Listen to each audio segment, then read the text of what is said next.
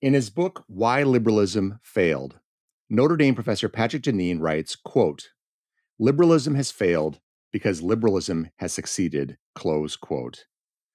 Dr. Patrick Deneen on the ideas informing his two best-selling books, Why Liberalism Failed and Regime Change, now. My name is Tod Worner, and this is the Evangelization Culture Podcast from Word on Fire. Patrick J. Deneen holds a BA in English Literature and a PhD in Political Science from Rutgers University. From 1995 to 1997, he was speechwriter and special advisor to the Director of the United States Information Agency.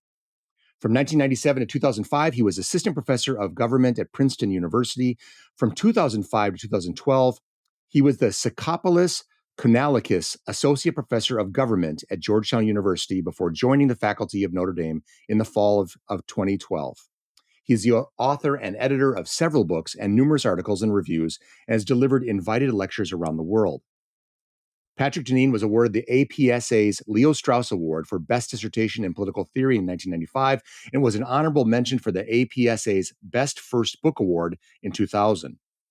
He's been awarded research fellowships from Princeton University, Earhart Foundation, and the Institute for Advanced Study at the University of Virginia. His teaching and writing interests focus on the history of political thought, American political thought, liberalism, conservatism, and constitutionalism. His widely discussed 2018 book, Why Liberalism Failed, has been translated into over 20 languages. His most recent book, Regime Change Towards a Post-Liberal Future, was published in 2023. Patrick Deneen, welcome. Thanks so much for having me, Tod. Segment 1. What is liberalism? In Why Liberalism Failed, Professor Patrick Deneen writes, quote, "In contrast to its crueler competitor ideologies, liberalism is more insidious. As an ideology, it pretends to neutrality, claiming no preferences and denying any intention of shaping the souls under its rule. It ingratiates by invitation to the easy liberties, diversions, and attractions of freedom, pleasure, and wealth. It makes itself invisible, much as a computer's operating system goes largely unseen until it crashes. Liberalism becomes daily more visible precisely because its deformations are becoming too obvious to ignore," close quote. So, Patrick, let's begin with simple definitions. Beginning with its premodern definition, how would you define liberalism? If I may, Tod, I'm going to slightly amend your question. Sure. The word liberty is a very ancient word. I mean, it has Latin roots. It goes back to Roman times. It has its Greek variant, which goes back to deep antiquity. And so the word liberty is not a new formulation. And of course, we find the word liberty throughout the Bible. Christ invites us to be free of sin. Paul insists that to be a slave to sin is to be, in some sense, in the condition opposite to that of liberty. So, taking these ancient understandings of liberty into consideration, what we find is a kind of an argument or an implicit understanding that freedom, liberty, is only that condition that can be achieved through a kind of self-command or a self-discipline and a self-limitation. And that the condition of subjecting ourselves or putting ourselves under the kind of tyranny of our own desires, the tyranny of pleasure, the tyranny of the baser aspects of our soul, is actually to be in a condition of servitude. And so this is dominantly the classical understanding, and you see it in the Greek understanding. If you read Plato's Republic, it's articulated beautifully in the concluding books of the Republic, in which the tyrant is defined as the figure who appears superficially to be the freest person, can do whatever he wants, she wants, but in fact is in the condition of complete and total bondage to the desires. What Plato is really attempting to do is describe liberty as a condition of in which we engage in a kind of self-command, self-rule. The higher parts of our soul govern the lower parts of our soul. And here you could say that this is also the definition that applies as well politically, that to be politically free is to be in a condition of self-rule. And this is the origin of the very concept of democracy, or small r republicanism. To live in a republic is to be self-ruling and self-commanding, to put oneself under the law that one makes both oneself and also recognizes as a law that's eternal or a law that's a natural law. So all of these understandings of liberty are very frequently invoked. They're consistent throughout the classical and the Christian tradition. But then you ask a question about what is liberalism, and here really the word is continuous. The word liberty is continuous from the ancient into the modern times, but its fundamental definition changes. And quite remarkably, it changes to mean, in some senses, its opposite, that to be free means to be free of any impediment to do what I want to do, to be free of any obstacle to pursue whatever I deem to be that which will make me happy. And so it is to put into the role, in a sense, into the role of the individual, the choices and the freedom and the liberty, in the sense, in the modern sense, to do as I wish. And this is the definition you find, for example, in Hobbes and in Locke describing the state of nature, that when human beings are free, it means that there's an absence of impediments to pursuing their wishes and their desires. So notice it's a remarkable kind of change Yeah. and transformation of a very classical understanding to its opposite. And if you ask any, I'll ask my students, good Catholic students for the most part, Hmm. educated in Catholic institutions, I'll ask them for a definition of liberty, and they will give me that modern definition without a thought, without hesitation. So it's absolutely, when I say that's a kind of insidious way that this understanding acts as a kind of operating system underlying the everyday Yes. life, that's precisely in some ways what I'm pointing to. It's an amazing story that you articulated so well. Just the notion that something on this continuous path of what its definition is can become the opposite of what it was originally. And you mentioned Plato's Republic. Are there other figures? I mean, this longstanding definition of liberty, that self rule, that involves self rule. Besides Plato's Republic, could you quote some of the other great figures, or could you identify some of the other great figures that supported this? I mean, I know it's a wide expanse of thinkers throughout time up until the modern era, but who are, besides Plato and the Republic, who are some of the other thinkers that helped to kind of craft or reinforce this notion of liberty being effectively born out of self rule?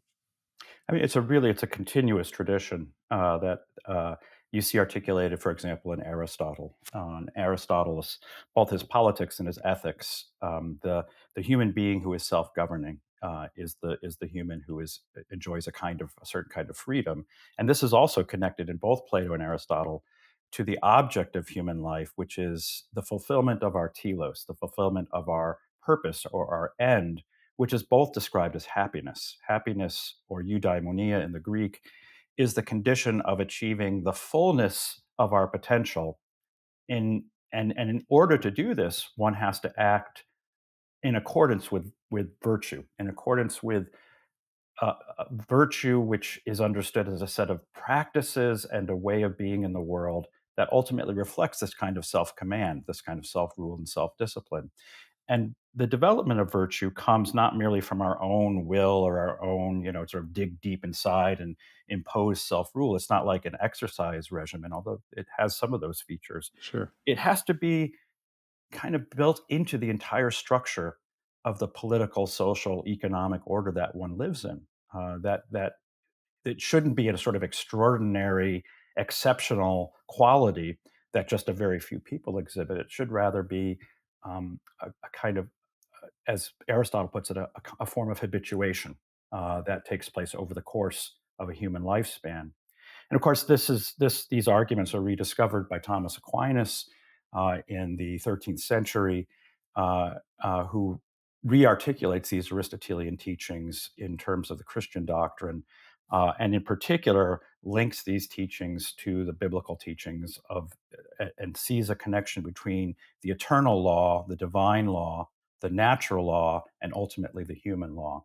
So that uh, Aquinas really, I think, articulates maybe most fully the understanding that to be subject ultimately to the eternal law, which is created by God, the divine law is articulated in the Bible, natural law, which is discernible through reason, that we can arrive at human law in which this form of freedom, this form of liberty is attained in accordance with and in some ways being subject to these forms of law.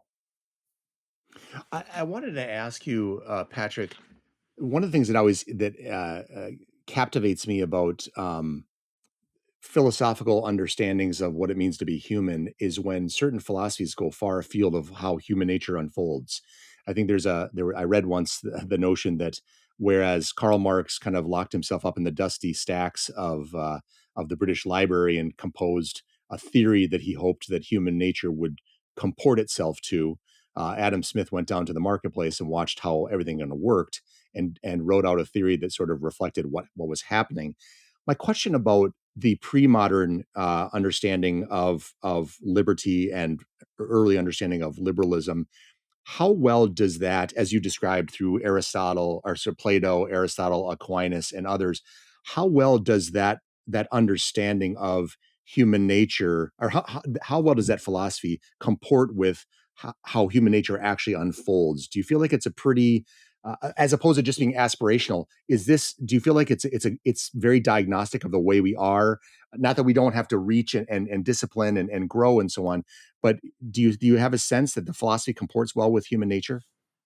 Yeah. So one of the things I basically teach in my courses, many of my courses, is that political science is in some ways the ultimate form of sort of laboratory experiment. Hmm. It's the ultimate lab course, if you want to put it that way. But we don't require students to do the lab portion of the course Yeah. for the extra credit.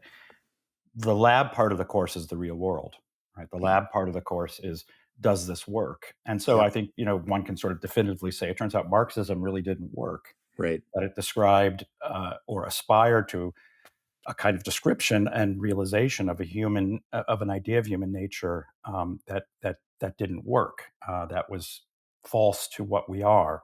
And what was that presupposition? The presupposition was that we could completely overcome our ego. We could completely overcome our sense of self.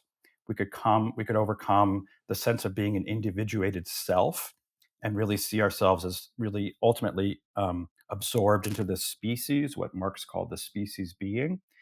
And if true, it describes as something like maybe what ultimately Christians aspire to in the heavenly domain, that we are in some ways no longer merely these self-interested, constantly self-absorbed selves, that we are in some ways much more reflecting the selfless love of Christ.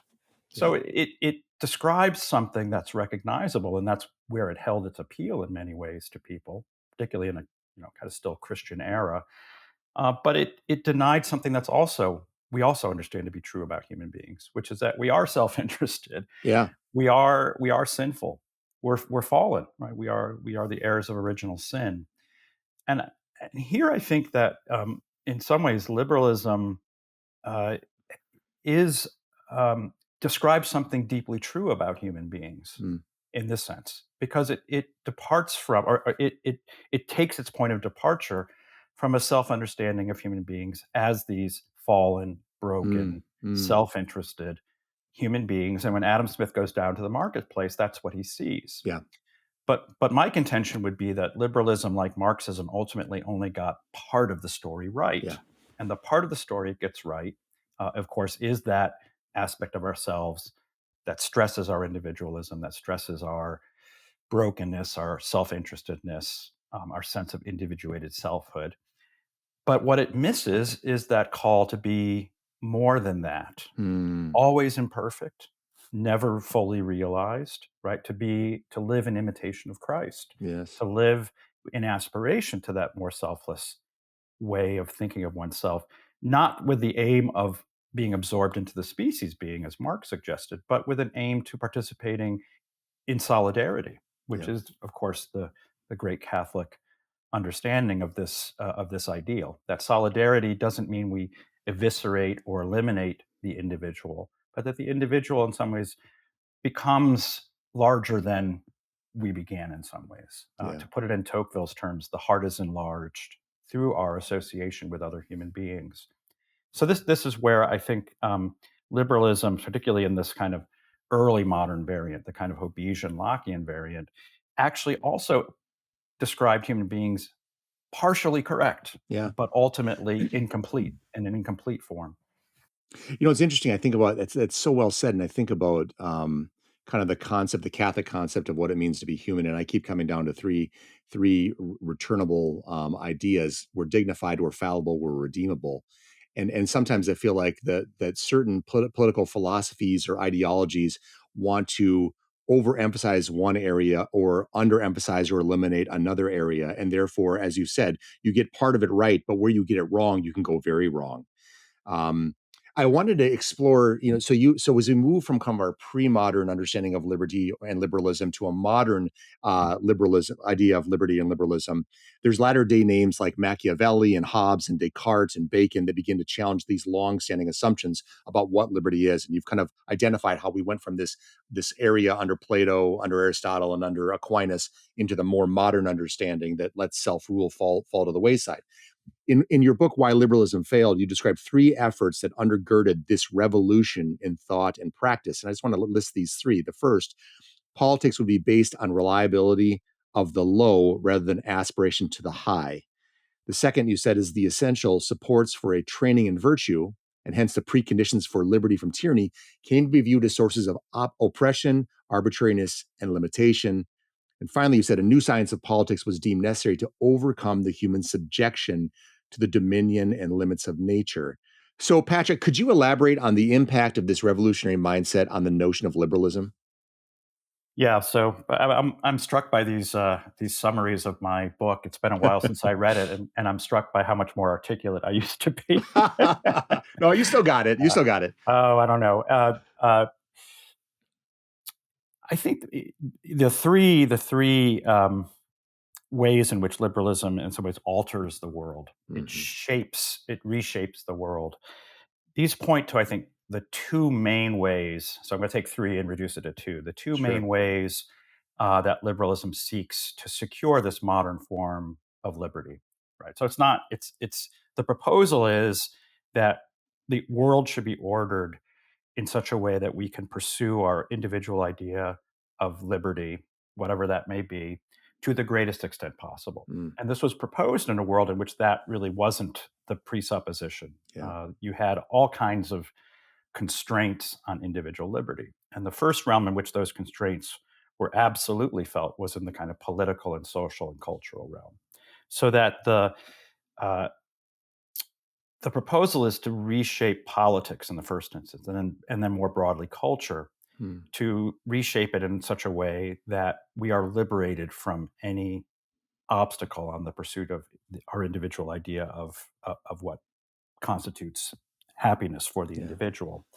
And so the first of these is, as you pointed out, is to stress the sort of unrealizability of the kind of classical or Christian ideal of whether it be saintliness, whether it be virtue, that this is not achievable. It's not reliable. Some people Mm, can do it, most people can't, but we know that everyone can pursue their interest. And this becomes the way in which sort of modern politics redefines what the object of politics is, which is basically, let's get rid of the idea that politics should have anything to do with the cultivation of virtue. yeah. Let's get rid of the idea that somehow the law, the natural law, the human law, should be relevant to the shaping of the individual or the shaping of the social order toward virtue.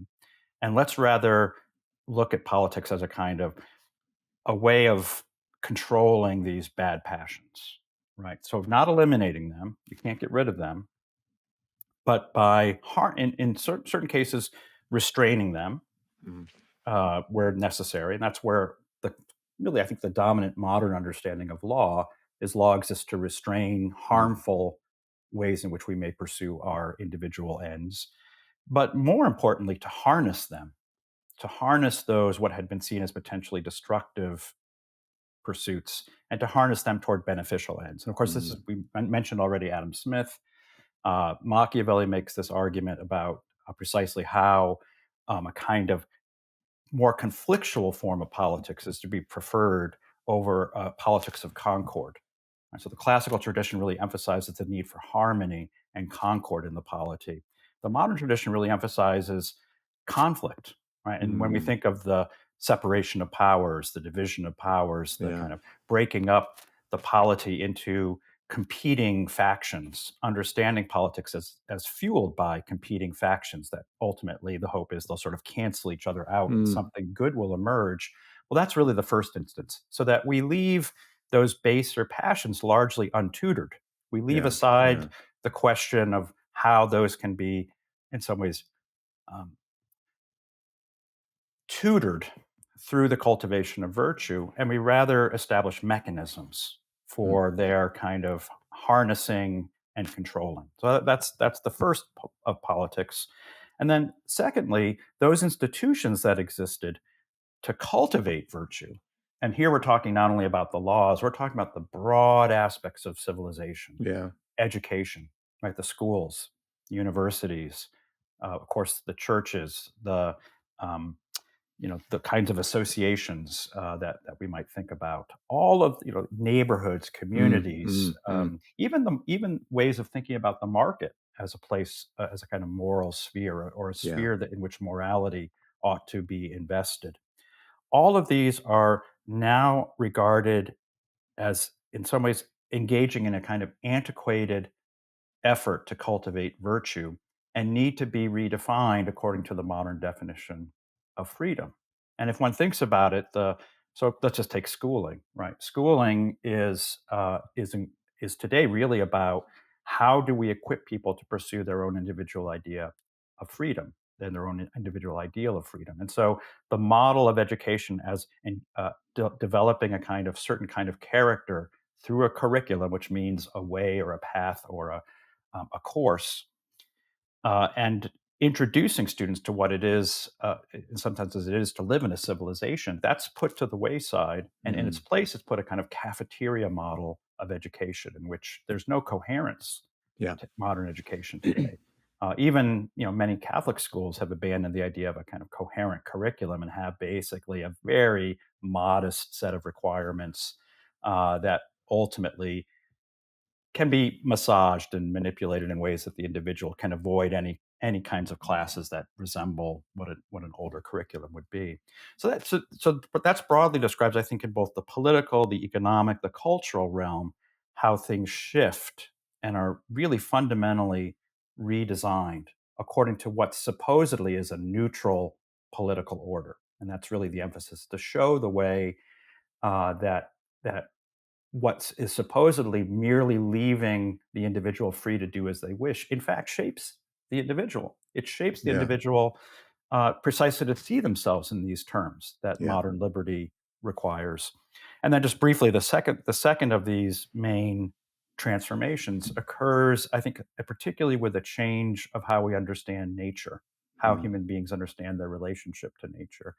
And of course, this is really echoing longstanding, both classical and especially Catholic teaching, that human beings, in as much as they are creatures who are created like nature, uh, are therefore themselves part of, and in certain key respects, subject to the kind of ordering of nature, mm, particularly the ordering of nature as we understand it through the natural law, that we are a part of nature, not merely sort of a separation from the natural world. And therefore, it's part of the great human challenge to understand how we, as this very distinct creature, right, distinctly created with a kind yeah. of mind and conscience and reason, nevertheless, how we are to fit ourselves into the order of nature, right? Not merely see ourselves as dominating nature Yeah. or Yeah. mastering nature, but also, or maybe more fundamentally, as stewards of nature, to use Yeah. that great term.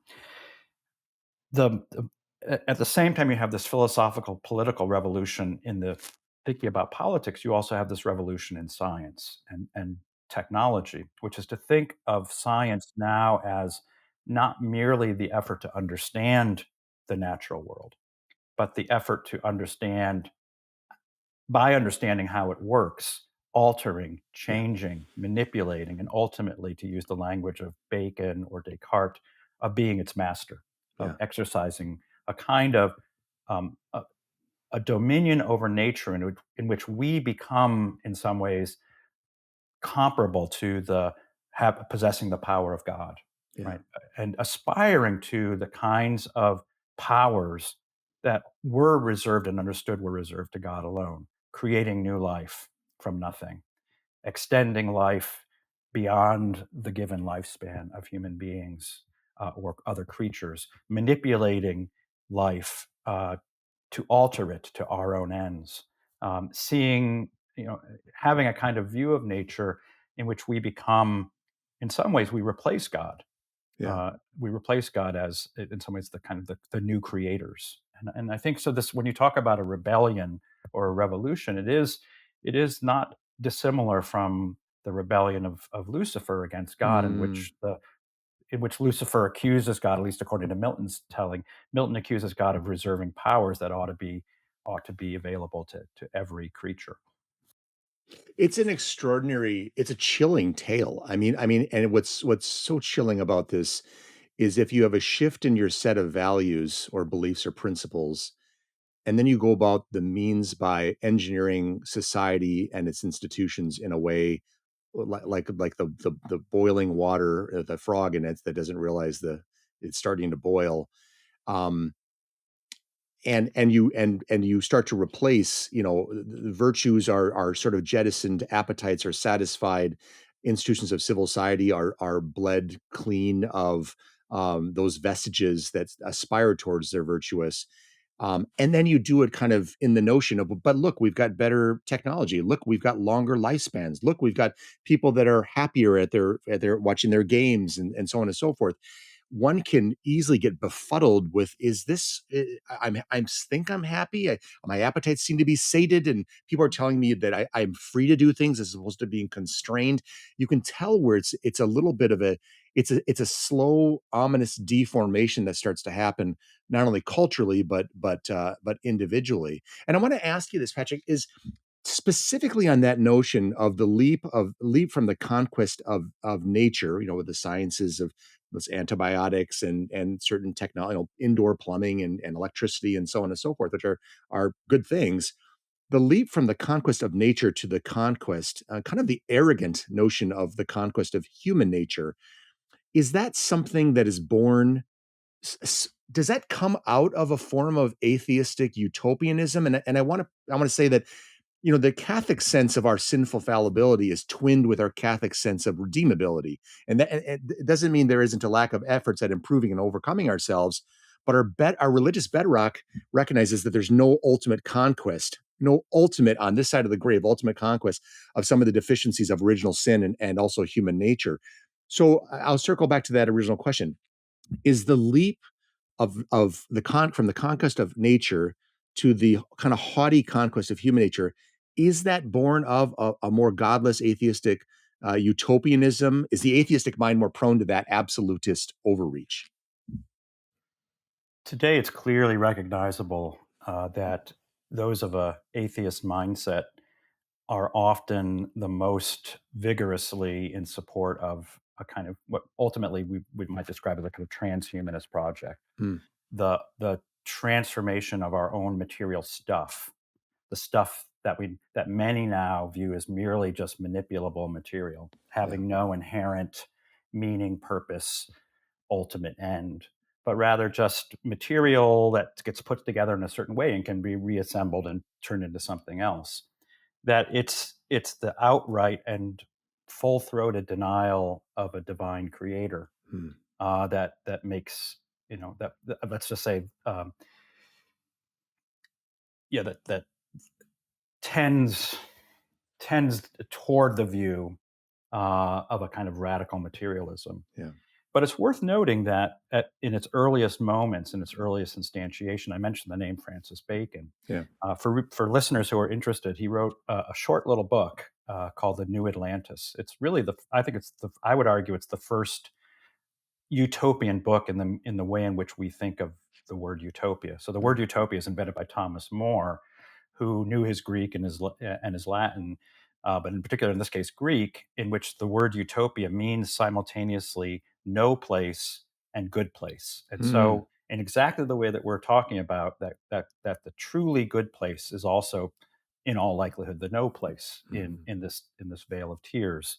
But nevertheless, that it's an important exercise for human beings to think about the ideal, in order at least to more closely approximate that in our own time and place. Mm.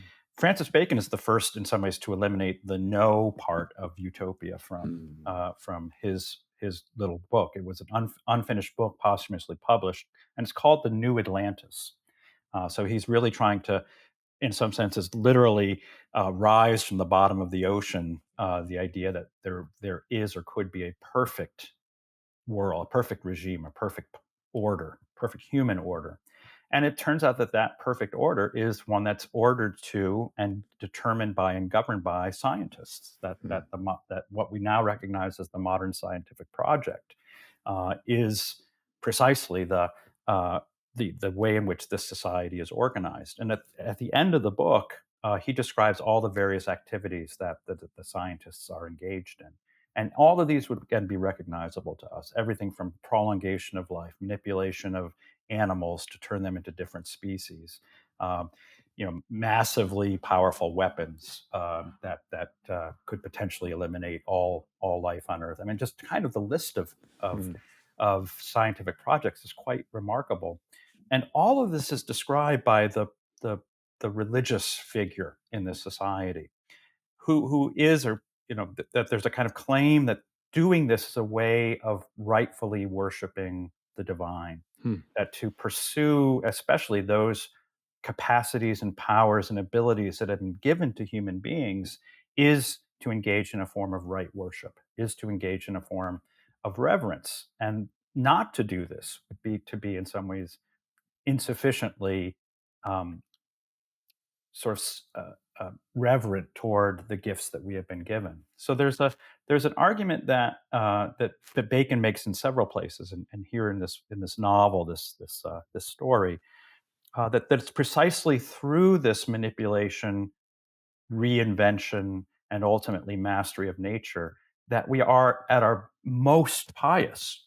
Mm. Wow. But this is, of course, it is a set of claims that has certain you know certain resonances, I think, Mhm. certainly at the time. But of course, it runs afoul of so much else that's both in the biblical tradition and then more broadly in the Christian tradition. That there are forms or ways of pursuing um, abilities that we have that reflect that more Luciferian, that Yeah. more Yeah. that the temptations that we were that so beautifully and prophetically described in the book of Genesis, Yeah. that it was to have the knowledge that is reserved to God, Yeah. and that has been the human the human temptation and the human failing since the very beginning. Well, it's amazing because when you talk about the way Bacon wrote this and what he was saying, again, there are kind of almost like half truths and aspects of truth that are seductive in the midst of it. But then you kind of say, "But I can see where this can go wrong, where this becomes an idol, where this becomes a secular religion." And then you hail back to the French Revolution, you go back to the Bolshevik Revolution, you go back to the National Socialist Revolution, which become wild-eyed, starry-eyed secular religious zealots for a system of classlessness, system of racial hygiene, a system of godless reason, and so on. So it's an incredibly deft human argument that kind of draws you in, and until you realize, my gosh, this hook in my mouth leads to my demise. In that respect. But go ahead. Yeah, no, I think it's clearly the case that these literally revolutionary ideologies have been most visible in the most brutal and inhumane regimes of the last century, Mhm. and exhibited, especially with the effort, of course, to eliminate the undesirable humans from their midst, Yeah. and to use technologies toward that end. But here, I think the disquieting uh, conclusion that we have to draw this at least as Catholics, is that the nation that we live in and the political order under which we live is not immune from these same trajectories. And in fact, the thinkers I've been mentioning, right? I mean, Thomas Jefferson is quite clear that among his top thinkers, he would include Bacon as Yeah. well as Locke. Yeah. John Dewey, the progressive education, the person that in many ways reinvents education, places as his top three thinkers. Among them, Bacon is at the very top. Bacon has been a kind of inspiration for Americans thinking about what is our purpose and end in this nation.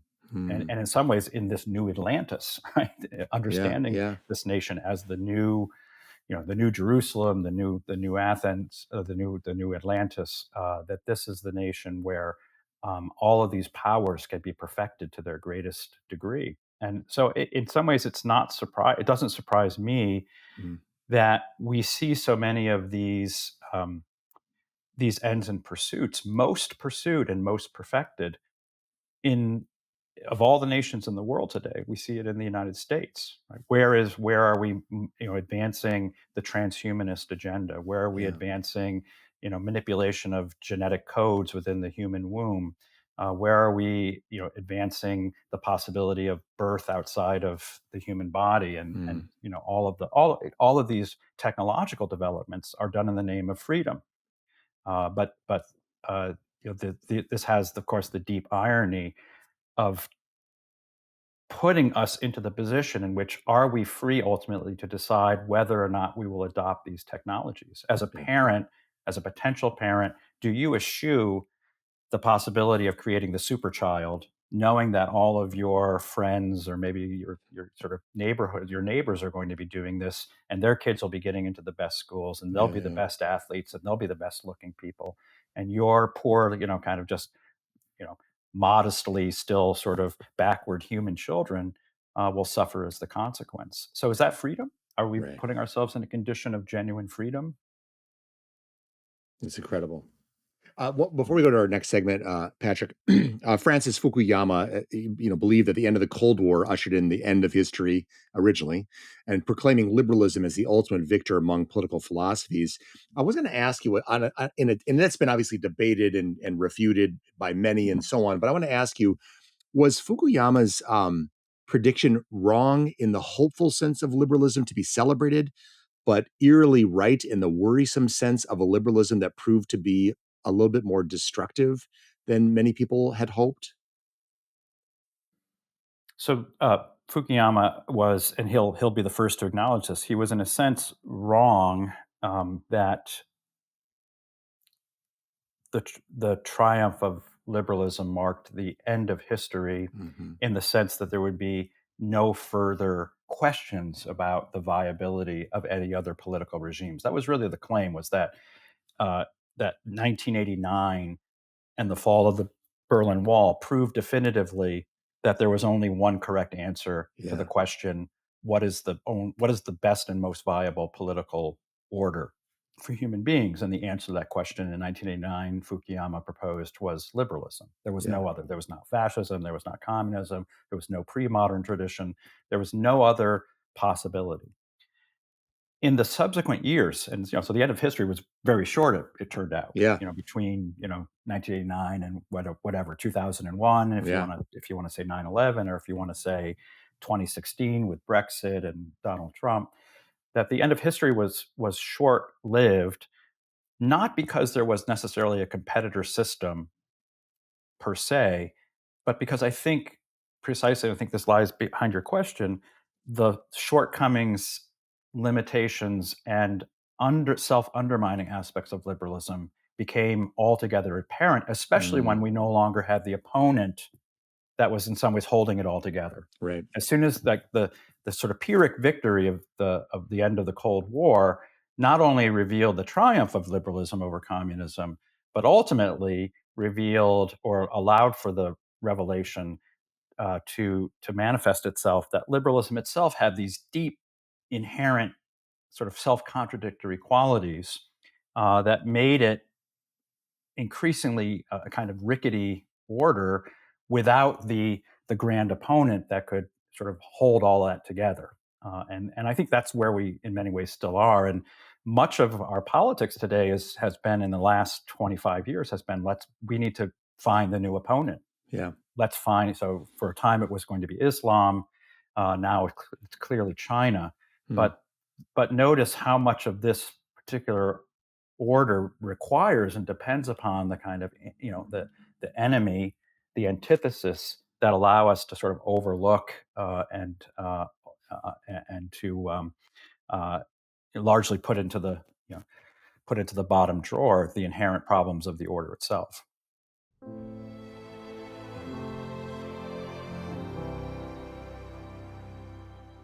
Segment 2, the center cannot hold. In Why Liberalism Failed, Professor Patrick Deneen writes, quote, liberalism thus culminates in two ontological points, the liberated individual and the controlling state. Hobbes's Leviathan perfectly portrayed those realities. The state consists solely of autonomous individuals, and these individuals are contained by the state. In this world, gratitude to the past and obligations to the future are replaced by nearly universal pursuit of immediate gratification. Culture, rather than imparting the wisdom and experience of the past so as to cultivate virtues of self restraint and civility, becomes synonymous with hedonic titillation, visceral crudeness, and distraction, all oriented towards promoting consumption, appetite, and detachment. As a result, superficially self maximizing, socially destructive behaviors begin to dominate society. Close quote. And Patrick, this reminds me of an excerpt from William Butler Yeats' poem, The Second Coming, where he writes, turning and turning in the widening gyre, the falcon cannot hear the falconer. Things fall apart. The center cannot hold.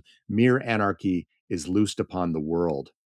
So I want to begin my after that long excerpt and that reflection. Bertrand de Juvenal quipped that the philosophy of social contractarianism, that is the theory of that human beings by nature are free, independent, ungoverned, and non-relational, was conceived by, quote, childless men who must have forgotten their own childhood, close quote. What do the philosophical assumptions say about the theory of man and the reality of man?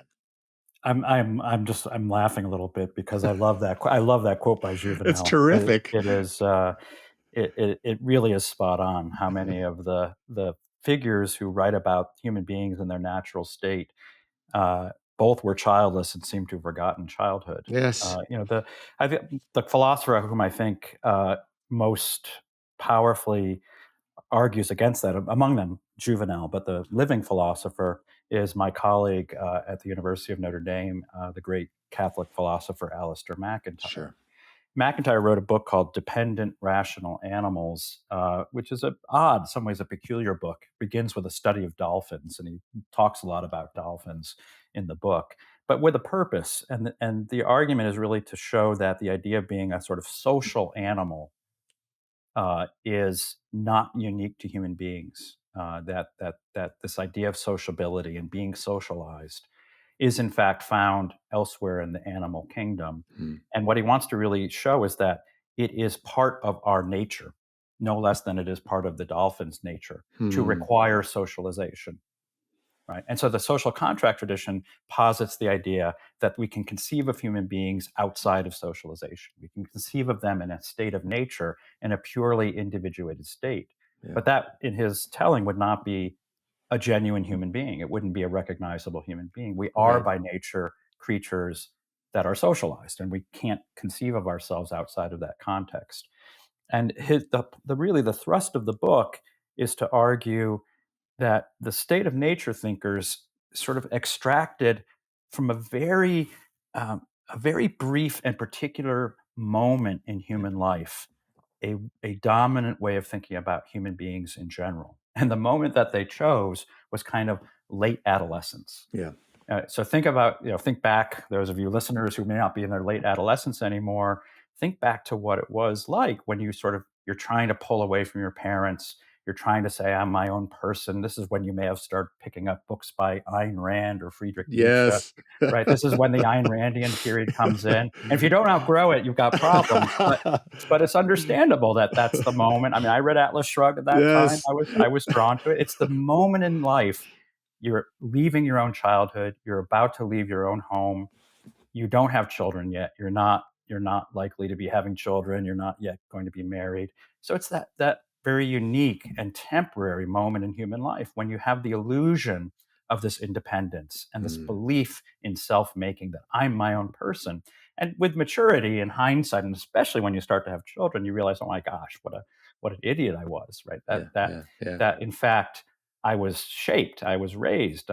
So much went into making me the person I am. And it's actually it was certainly when we had our children, and when I had children, that I first really understood all the things that my parents had done. I was like, Yes. I'm, changing diapers at 3 a.m. And I said, wow, I can't believe my parents really did this. And I had this really deep and newfound appreciation for my parents that I think would be impossible without having one's own children and going through that experience.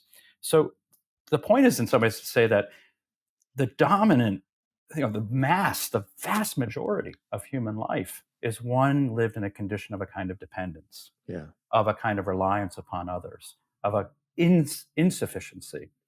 And what, in many ways, what we're describing liberalism is the attempt to maintain the illusion of this independence, of this self-creation.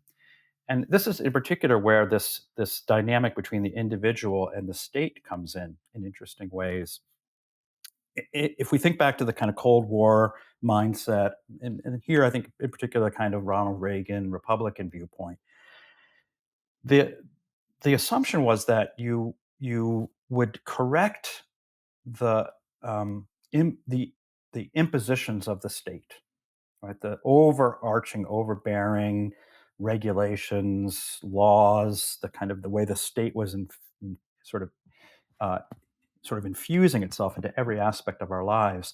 That would be corrected by a kind of cowboy individualism. Ronald Mhm. Reagan in some ways was a kind of embodiment of that belief in self making. Right? Yeah, yeah. He called his favorite philosopher. He named his favorite philosopher as Thomas Paine, and who was not exactly a conservative thinker, by the way. Those of Yeah. you who are interested, I mean, his great nemesis was Edmund Burke.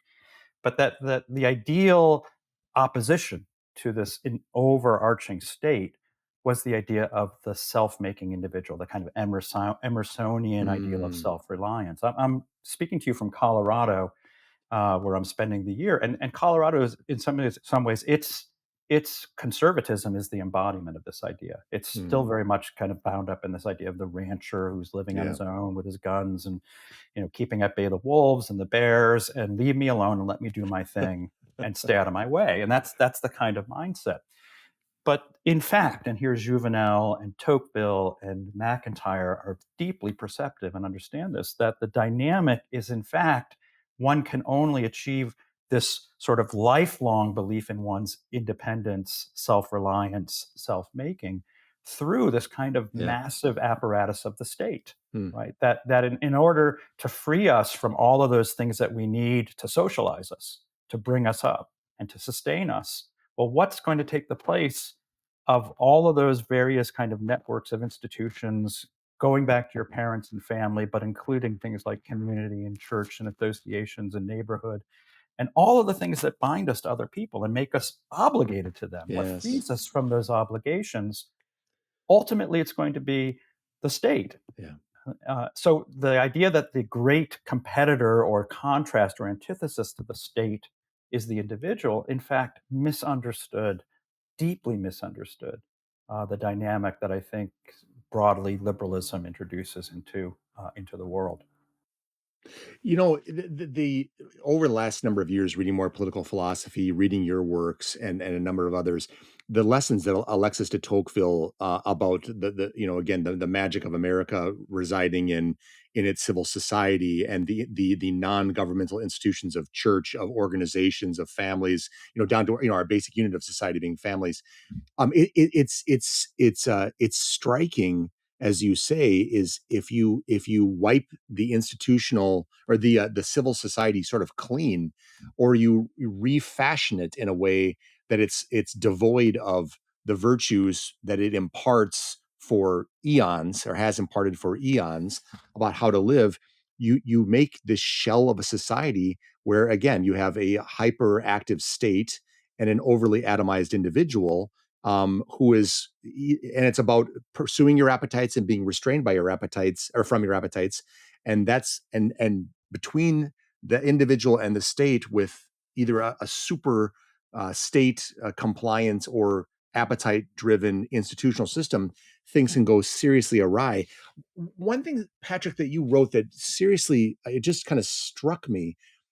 You described how there's a paradox: as individualism expands in the modern liberal state, statism expands as well. And that that jarred me because my thought was, well, if you're getting more individualistic, therefore the state falls away, there's deregulation, more subsidiarity. But in fact, the modern liberal state, so it seems from what you were saying, has a little bit of dismantling of the civil society's mores, customs, and values in order to arrive at a greater quote unquote individuality. Am I understanding you correctly? Could you elaborate on that a little bit? Yeah, sure. So, it, you know, the irony, the deepest irony of this dynamic we're talking about. So, if the aim of human life is to free ourselves as much as possible from those unchosen obligations Yeah. that are a part of every human life, going back to our parents. But of course, it includes friendships, and it includes professional relationships, it includes religious relationships. So all of those obligations and therefore debts. I'm not talking about monetary debts. I'm talking about Yeah. really genuine sort of human debts that we accumulate over the course of a lifetime. Well, those are forms of constraint, Yeah. right? Those are constraints upon my freedom to do as I wish. I'll give you one really obvious example of this.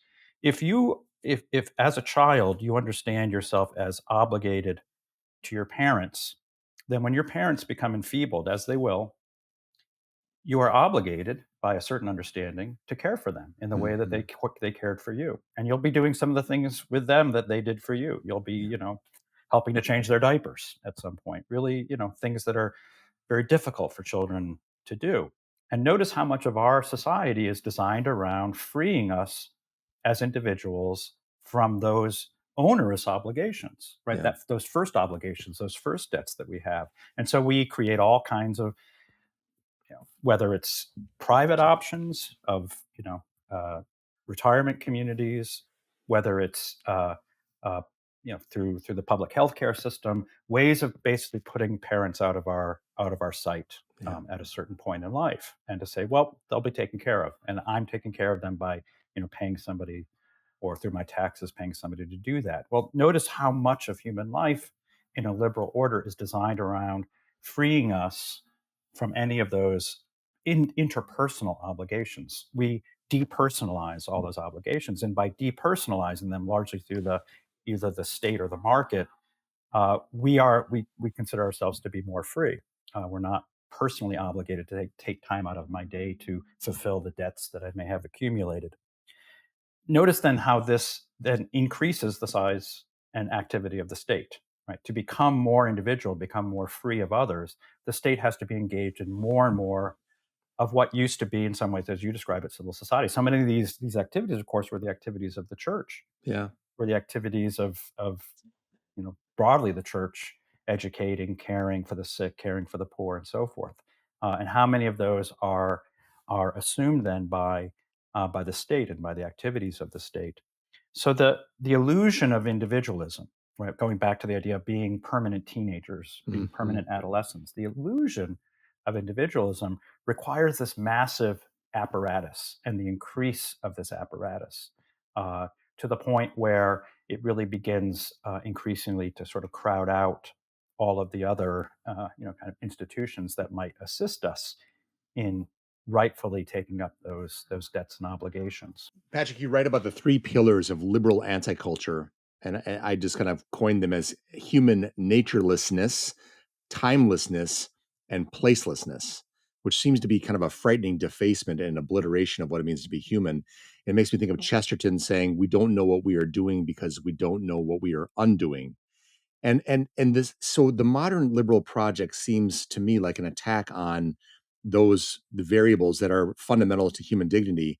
And what kind of comes to mind is that image of Homo Sovieticus, Soviet man, this gray, loveless, hopeless cog in a totalitarian wheel.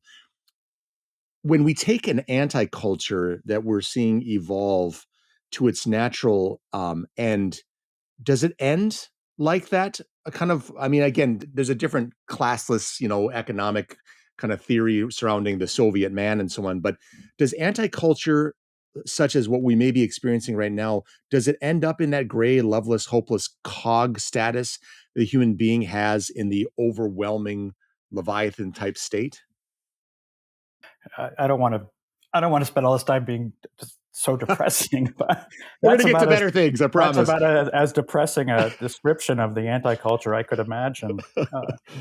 So by anti-culture, precisely, uh, it, if we think about what is the condition of the state of nature as it's described by the kind of social contract tradition that from which liberalism is born, it is literally the anti-culture or non-culture, right? It's an imaginary condition in which all of the things that we think of, if you were asked, like think of yourself as a freshman in a dorm room, asked to describe yourself, who are you? You would begin with where I come from, who I'm born to, what I've done in my life, what maybe a religion I belong to, the kinds of hobbies I've had. All of the things that go into defining who you are reflections of, broadly speaking, a kind of a civilization with a culture. And those cultures will vary, right? So the culture here in Colorado is very oriented to being outdoors and hiking and biking and being in the fresh air. The culture, in an ocean town is going to be oriented toward being on the water, fishing, doing the kinds of things one does next to the ocean. There are all kinds of human cultures, but one can't. It's difficult to imagine a place without a culture. Hmm. And yet, in some ways, that's precisely what the idea of state of nature is, which is to say, imagine who you really are, not by reference to any of these accidental things, the accident of being born in Colorado, the accident of being born in Rhode Island. Imagine rather who you would be where none of that applied. What's Hmm. the genuine you? What's the genuine self? And that's the anti culture. The Yeah. genuine self is one in which all of those things are seen as accidental. They can be temporarily a part of what I am, but they can be detached. They can be taken off in something a little bit like a Lego set. Right? I could take that piece off and put something else on. The anti-culture is one in which we view all those things as mere accidents and as replaceable, as fungible, as so it's not one in which there's no culture, but it all becomes a kind of think about like a street in a city with every kind of ethnic restaurant, in which tonight I'm going to eat Mexican food, and tomorrow night I'm eating Spanish food, and the night after that I'm eating French food, Hmm. uh, but there's no French culture where I Yeah. am, and there's Yeah. no Italian culture where I am, and there's no Spanish culture where I am. That everything is merely a kind of turns into a marketplace of choices or costumes that I can put on temporarily, and that's the anti-culture where it's all now just a kind of temporary attribute, precisely because if it becomes a genuine culture, well, it makes demands on who I am. It makes right. It limits who I can be. It shapes the kind of human being that I am. So a liberal order will move from one in which those cultures will eventually evaporate and be replaced by this anti-culture in which everything is a kind of temporary choice, kind of again a kind of market commodity that is temporarily assumed and then put aside for something else. So the result of this anti-culture is the kind of condition of radical freedom. But notice that a culture is also engaged in that form of kind of regulation of the self. It is the kind of, I think, in the deepest way, it is the source of the cultivation of virtue. And certainly, I think one sees this in the Aristotelian or in the Thomistic understanding. There's a great passage in Aquinas in the Summa where he raises the question: can custom be thought of as the equal of law? Can custom be thought of as the equal of law? And Aquinas answers in the affirmative. It's a really interesting moment in the Summa because what he says is that you know law is a kind of publicly recognized promulgation through a political authority that's public, it's rational, it's known to all. It's something that we recognize and we submit to as a kind of conscious matter. I know I have to file my taxes on April 15th. I know there are certain I have to drive the speed limit and so forth. Custom is something that works at a far more almost subconscious level. Hmm. It's the kind of almost that which environs us. It's the way of life that we grow up in. There are certain things you do and certain things you don't do. Right? Like remember when your mom or dad may have said there are certain things we do in this family. Yep. We don't use those kinds of words in this Yep. family. There's no law about it. Right. Right? Maybe it was stated, but you just absorbed it. Like you Yep. don't you don't swear. You don't use. certain words in public. You don't use them in private between each other.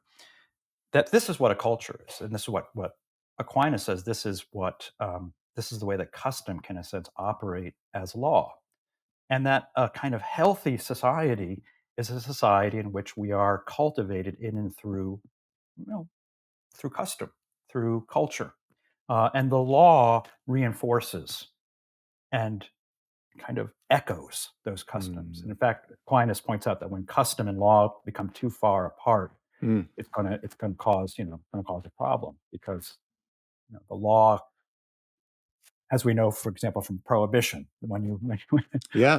when the law no longer reflects the customs, the law is really going to become disobeyed, and it's going to be regarded as illegitimate, and it's going to be a problem for law. You're going to increase lawlessness, so you can't be uncognizant of custom. So the upshot, and this goes back to the previous question, the upshot of a society in which anti-culture becomes its aim, the elimination of a kind of this rich sense of culture and custom, and its replacement with this kind of commodified understanding of culture, is one in which the individual is left alone to kind of self-regulate. But we know what happens when human beings are left alone to self-regulate, right? Yeah. I mean, this has been the problem on college campuses, for example, for many years. Right? Young people, 18 to 22 years old, who are in the midst of their sexual awakening, don't know how to behave. Yeah. There are no customs that regulate dating. In fact, there is no such thing as dating. There are no good cultural guidelines. There are no sort of traditional ways of a man and woman relating to each other. And so what happens is that people wanting to be with the opposite sex, they go to parties and they drink a lot, and it removes the inhibitions, the fear of having that interaction. And then they engage in all kinds of destructive activities that afterwards there's a real question of whether or not this was consensual, which is the only basis in which liberal society recognizes a legitimate action if it's consensual. Right. And then guess what happens? Well, now you need the state to step in, right?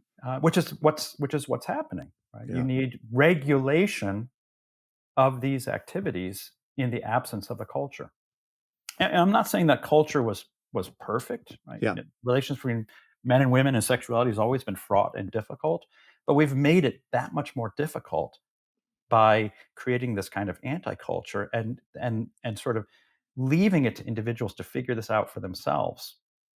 And as a consequence of very bad decisions that get made in that context, expanding the domain of what the state gets engaged in. Right. So the supposed freedom of the individual, notice it ends up strengthening and extending and empowering this distant and now increasingly, this entity now that seems to be simply imposing its will upon us, rather than, in some ways, you could say, operating in cooperation with that which comes sort of from the bottom up, from the kind of everyday life that we lead. So I'm not arguing against law. I'm saying that you need the law. The law reinforces, but the law absent custom, it turns out, is a very blunt instrument. And custom without law turns out to be a very fragile kind of institution, as we've discovered. Hi, I'm Tod Worner, Managing Editor of Evangelization Culture, the journal of the Word on Fire Institute. Word on Fire is a global evangelical community that exists to provide our members with the resources they need to proclaim Christ to a secular culture. Our award-winning quarterly journal, Evangelization Culture, is offered exclusively to Word on Fire Institute members. It's a tangible representation of our mission and goal to lead with beauty in order to bring others to the knowledge of truth. Inside each issue, you'll find writing from premier scholars and inspiring pieces on literature, culture, and daily life from fellow missionaries on the journey to know and serve Christ. Get a copy of the current issue of the Evangelization Culture Journal for free by visiting wordonfire.org/journal. Thank you, and join us in bringing Christ to a hungry culture.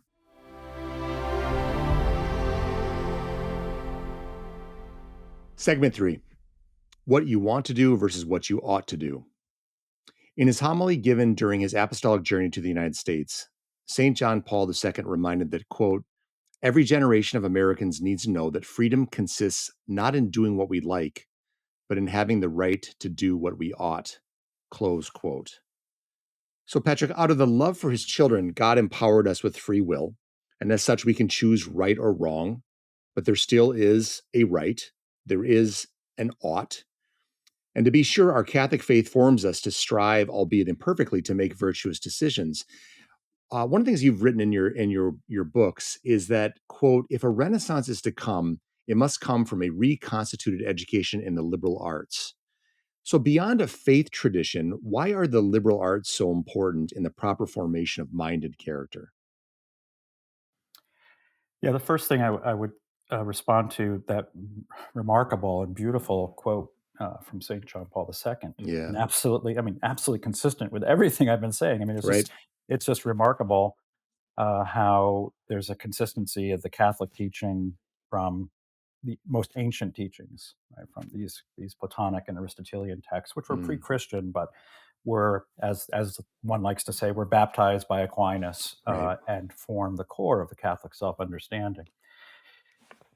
What I think the I want to point to one danger Sure. of articulating John Paul's teaching in a liberal setting, Mm, which is many liberals and many friends of mine, Catholic friends, understand that teaching to mean one can only be moral if one has chosen in a completely free way, in a way that's free of all imposition or all pressure or obligations or debts, if one has chosen freely to be virtuous. So notice they kind of accept a certain premise of the social contractarian tradition, mm, which is that the only way that we can genuinely act as free human beings and therefore genuinely be virtuous is, in a sense, to put ourselves in the state of nature, mm, to be to understand ourselves as being freed of any influence, undue influence on my decision to be virtuous. And this is in many ways the argument you get for essentially a kind of you see this in the more libertarian yeah. strands of Catholicism today, that really support the idea of a kind of thoroughly free market and a sphere that's largely free of political influence. That lawmaking and politics is sort of suspect in the view of many of these people, with the idea being that we are only virtuous if we've made these choices from a condition of perfect freedom. Mm. But this is certainly not John Paul II's Yeah, teaching. yeah. This is not Catholic teaching, which is that we don't begin indifferent to the question of doing the right thing. One doesn't begin with a kind of condition of neutrality toward that. Right. And therefore, all of the institutions of society, everything from the family to the schools, to the churches, to the communities, to the polity, are rightly ordered to helping us make the right decision, Yeah. right? Not being indifferent to that, but Yes. helping us, assisting Yes. us in making the right decision. Now, one can't force people to make the right decision, but one can structure the institutions of society, all of those institutions, to help us make the right decision. Mm. And that's I think that's the truest form of the Catholic teaching, that we have free will, but we ought not to be indifferent to what the free will chooses, and Yes. that the social, political, familial order, if it's well constructed and well ordered, assists us to make the right decisions, right? To avoid the near occasion of sin, to use the old phrase, right? To not to encourage us to prove our virtue by walking through, you know, the street with all the prostitutes or something. Yeah. Not to prove how virtuous I am by putting myself into temptation, but to see the dangers of temptation in the first place and try to avoid the near occasion of sin. So that would be the sort of preliminary Yeah. of the question. The specific question was about the liberal arts, Mhm. and here, this is specifically looking at education. And what I would begin by stressing is that the word here, liberal arts, or the two words liberal arts, here we have to again go back to the resonances of the origin of that word liberty and the classical and the Christian understanding of liberty. Why would one have to learn liberty? Why would one have to have an education in liberty if, according to the liberal theory, we are naturally free? Mm. We, by nature, our freedom is a condition in which we understand ourselves free of other things, free of obligations, free of other human beings, free from nature. That by definition, liberty is the one thing we really don't have to learn Hmm. in a liberal order because it comes natural to us, right? We have to make it as we have to structure the order so that we can act as freely as possible. But to act freely is easy. Right? That comes natural to us, right? In the same way that it's natural for human beings to want to stuff themselves with chocolate, right? It's not a difficult thing to teach a child to want to eat sugary foods. Yeah, That's the difficulty is teaching them to restrain themselves, exactly. right? So what are the liberal arts? The liberal arts are, notice in the first instance, they're born out of the classical understanding of liberty, which Yeah, is that condition in which one has achieved self-governance. yeah, The liberal arts are an education in virtue and self-control and self-discipline and self-rule. And this is all, both in the individual sense and it's in the political sense. That to be genuinely free, in this sense, also say to be genuinely liberal, is to be as part both a self-governing individual as part of a self-governing political order, a political order capable of making laws that people willingly put themselves under. They don't see the laws as impositions on their freedom, but as the yeah. realization of their freedom. Right? Right. So the liberal arts are in crisis today. In the first instance, because our operative definition of liberty is contrary to what the liberal arts were invented to do. Right? They are in contradiction to the Yes. order of the regime. Many of my more conservative-minded friends today articulate a defense of the liberal arts entirely in accordance with these liberal presuppositions. Right? There are a number of books that have been written recently that argue that the liberal arts are choice-worthy because they help us be better individuals. Right? Through Yeah. reading great books, we explore our own sense of self. We kind of engage in this kind of internal discernment. We abandon a world that's too utilitarian to a kind of place of contemplation and inner orientation.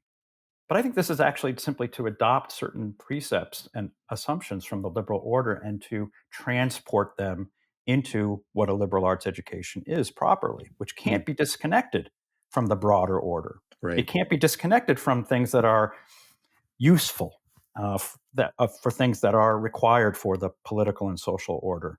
In fact, they ought to be deeply enmeshed and engaged with the questions of what's the right political Yeah. order and what's the right ordering of the individual in relationship to the political and the social order. So even the most articulate defenders of the liberal arts today, which is under extreme duress, tend to make those justifications in dominantly liberal terms. And Hmm. I'm afraid that really we're in a condition where the liberal arts are in deep crisis, not only because of its enemies, but also because of It's its friends. friends. Yeah. Boy, that's well said. I think this is, I want to reiterate this point that I think is so very, very seminal in your work and so very, very important of the notion of liberty of old being virtue through self rule and liberty of new being more libertinism, appetite satisfaction. One can say, and having emitting out of those definitions or evolving out of those definitions, systems that either go towards imperfectly the cultivation of virtue in the culture, in politics, in families, versus the cultivation of abject, utter, unrestrained freedom to do what you want, when you want, how you want, and how that affects culture, government, and families. We're talking a profoundly divergent worldviews leading to profoundly divergent societies. And a lot of your discussion is how this is baked into it's been kind of baked into the liberal enterprise. I wanted Patrick, I was again struck, like I was struck before, about greater individualism in the modern liberal enterprise leads to greater statism, which seemed paradoxical. I was struck also about you describing John Stuart Mill's harm principle. This is in your book, Regime Change. The harm principle seems like a defensive libertarian, I can do anything as long as I don't hurt anybody philosophy that has been transformed in time to a more aggressive or imperialistic, you aren't affirming my identity, therefore you are causing me harm ideology. And I want to ask you, was that kind of did someone like John Stuart Mill, does he see this down the road? I mean, could he see this is going to enlarge into not an individual kind of sort of living his or her own life by their own means, unfettered by everything else? Did he see the seeds of sort of that aggression towards others accepting my value set, and if you don't accept it, there's you're harming me, and I'm going to pummel you with lawfare and so on and so forth? What's your sense about that? Yeah. So John Stuart Mill, whether people are familiar with Mill or not, most contemporary Americans are millions. Yeah. Again, so most of my students are millions, at least until I really pummel the Yeah. the teachings of Mill, which many of them begin to have reservations. But Mill's argument is as follows: everything should be allowed to the point where it causes harm. So the fundamental question that Mill is asking in his great work in 1859 on liberty is on what basis can or ought the state, let's start with the state, limit what we do? And the argument he makes is that the state should basically stay out of lawmaking, Hmm. should stay out of restricting, of being paternalistic, other than when a harm can be proven. And then we're off to the races in the classes. Well, what's a harm? What constitutes harm? And it's pretty obvious. Hitting somebody over the head with a baseball bat, Yeah. that can be banned. Then you get into more difficult cases, right? Is riding without a motorcycle helmet harm? Yeah. Right? Ought the state to mandate riding a motorcycle with a helmet? And I Right. used to ride a motorcycle, and in Northern Virginia, I had to wear a helmet, but in Indiana, I don't have to wear a helmet. So Hmm. so public authorities will differ over this question. So how far and to what extent do we extend the definition of harm? Uh, Now, the point that you're really stressing, that I make, is that the harm principle really ultimately ends where we see it today, which Yeah. is that the claim that that when I experience, even subjectively, a harm based on something you have said, something even that you believe, something that your religion claims, then this is cause to limit your expression. Yeah. Right? This is now justification for limiting your expression of that particular belief. So if you're critical of my sexual practices, if you're critical of my, uh, you know, whatever it is that I happen to believe, then that's justification, right? According to Mill's argument, that's justification of limiting, through the force of the state, in the most extreme form, of limiting your freedom to say or do those things.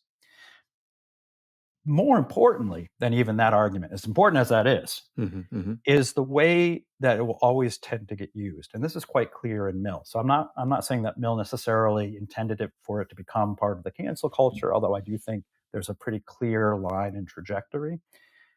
But what Mill is very explicit about is that the greatest threat to individual liberty in the time that he's writing, in the middle part of the 19th century, isn't even from the state anymore. Now it's a time of Victorian mores, and the state did regulate a whole bunch of things. He said that's not even the worst of it. The worst of it is the way that all of our activity is regulated by society, Hmm. by what we would call civil society, by Yeah. the customary, right? Yeah. And he's quite clear that the customary, right, what Aquinas had said can actually exercise the force of law, that the customary is the greatest source of oppression today because it controls in a way that's very insidious. It's not promulgated law, Mm. it's simply the way that people think.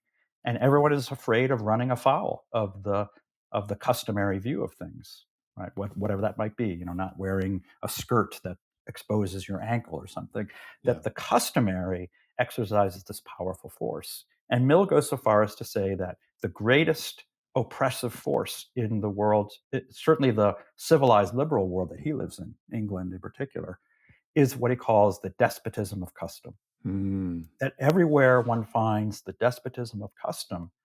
And his argument in On Liberty is primarily aimed at overthrowing the despotism of custom. Mm. And by custom here, he particularly means, the kind of traditional beliefs that were associated strongly with the Christian religion, that the customary is the greatest source of oppression. And by exercising liberty in the form that he's maintaining, it will eventually overthrow this despotism of custom, in effect, by overthrowing custom itself, Hmm. by rendering custom now no longer sort of efficacious, and and sort of transforming the world now into a sphere of customlessness, right? Hmm. Hmm. So think about today. Where do we see the strongest articulation and invocation of this million principle of harm directed at whom? And it's directed at people who still maintain, in some way, shape, or form, even in a weakened form, the importance of beliefs that limit, in some way, shape, or form, limit the freedom of individuals to do as they wish. Yeah. Right? Whether it's to think of my sexuality as fundamentally fungible, right? That I can alter it more or less at will. Whether it's again, to act or do or speak as I wish in the public realm, all of these are seen as legitimate forms of liberty. But if you're, for example, a Catholic and you have a view of the human person that God created man and woman, that abortion is wrong, the whole host of beliefs that we have, well, you now are seeking to limit my freedom. And therefore, this is a kind of remnant of the despotism of custom that has to be suppressed. And so the way in which the harm principle has worked itself out is that it's justified to use political power increasingly to limit the speech and even the beliefs, seek to limit the beliefs of those who are deigned or understood to be those who would seek to either reimpose or revoke that ancient despotism of custom. So it has a very one sided trajectory. Yes. That's fascinating.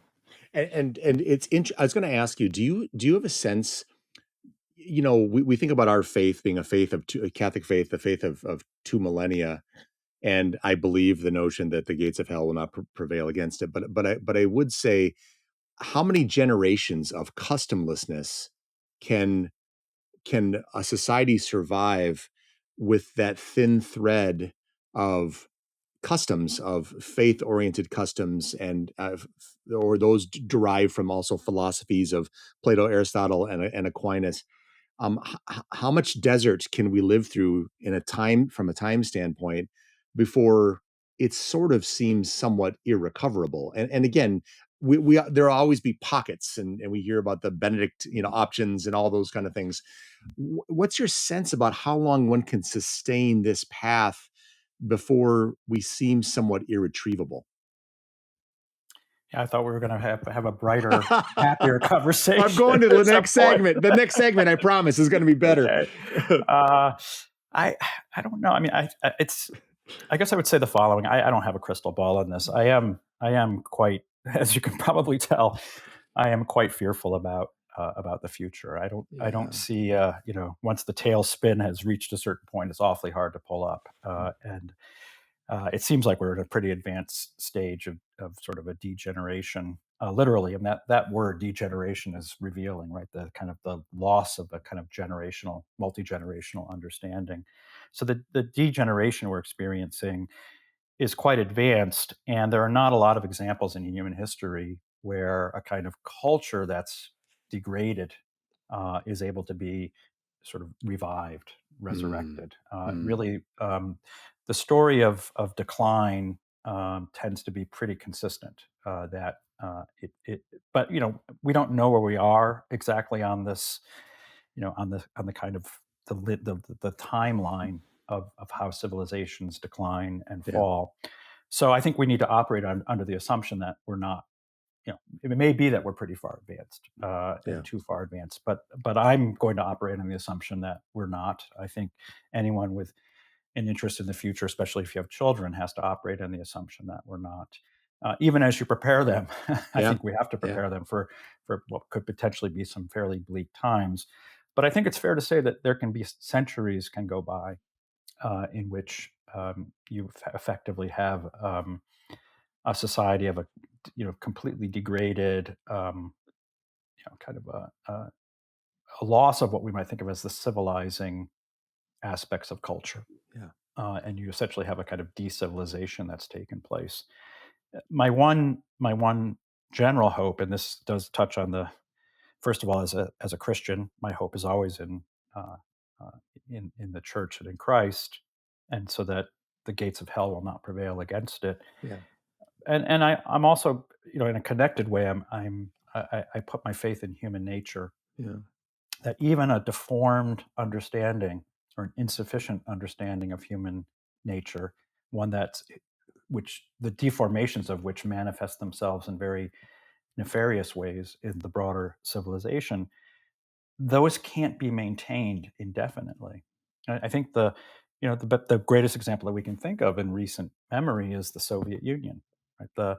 The idea that you can have a society that's in which people can embrace the idea of that there's no property and that there's no family and that there's no nation and no religion. It's kind of the litany of John Lennon's Imagine. Yeah. Yeah. That this is really not, it doesn't comport with our nature, and that over some period of time, the gap between the reality of what is and the sort of the supposed ideal of what is, again, what is supposed to be, will really become too evident for people to be able to maintain the illusion. And those words you began with from my book at the very opening were kind of almost written in that kind of hope, which is Yeah. that it's not just that we should lament a certain system really reaching the point of its sort of sad logical conclusion, but in some ways I think of it as a moment that we should also in some ways celebrate in a kind of muted way, nevertheless, uh, but recognize that it opens up new possibilities, and that and I would hope potentially better possibilities. That's at least the hope, the hope Yeah. that I have. Segment 4, The Way Forward. In Why Liberalism Failed, Professor Patrick Deneen writes, quote, liberalism was launched with the claim that it would take men as they are, grounding a new politics upon a clear-sighted realism about human nature. Yet its claims about humans as they are were premised upon the fiction of radically autonomous humans in a state of nature. The political, social, and economic order shaped around this disfigured view of human nature succeeded in remaking people in this image, but the project had the predictable effect of liberating them from the reality of relational life. Close quote. And now we explored some of that in our last segments.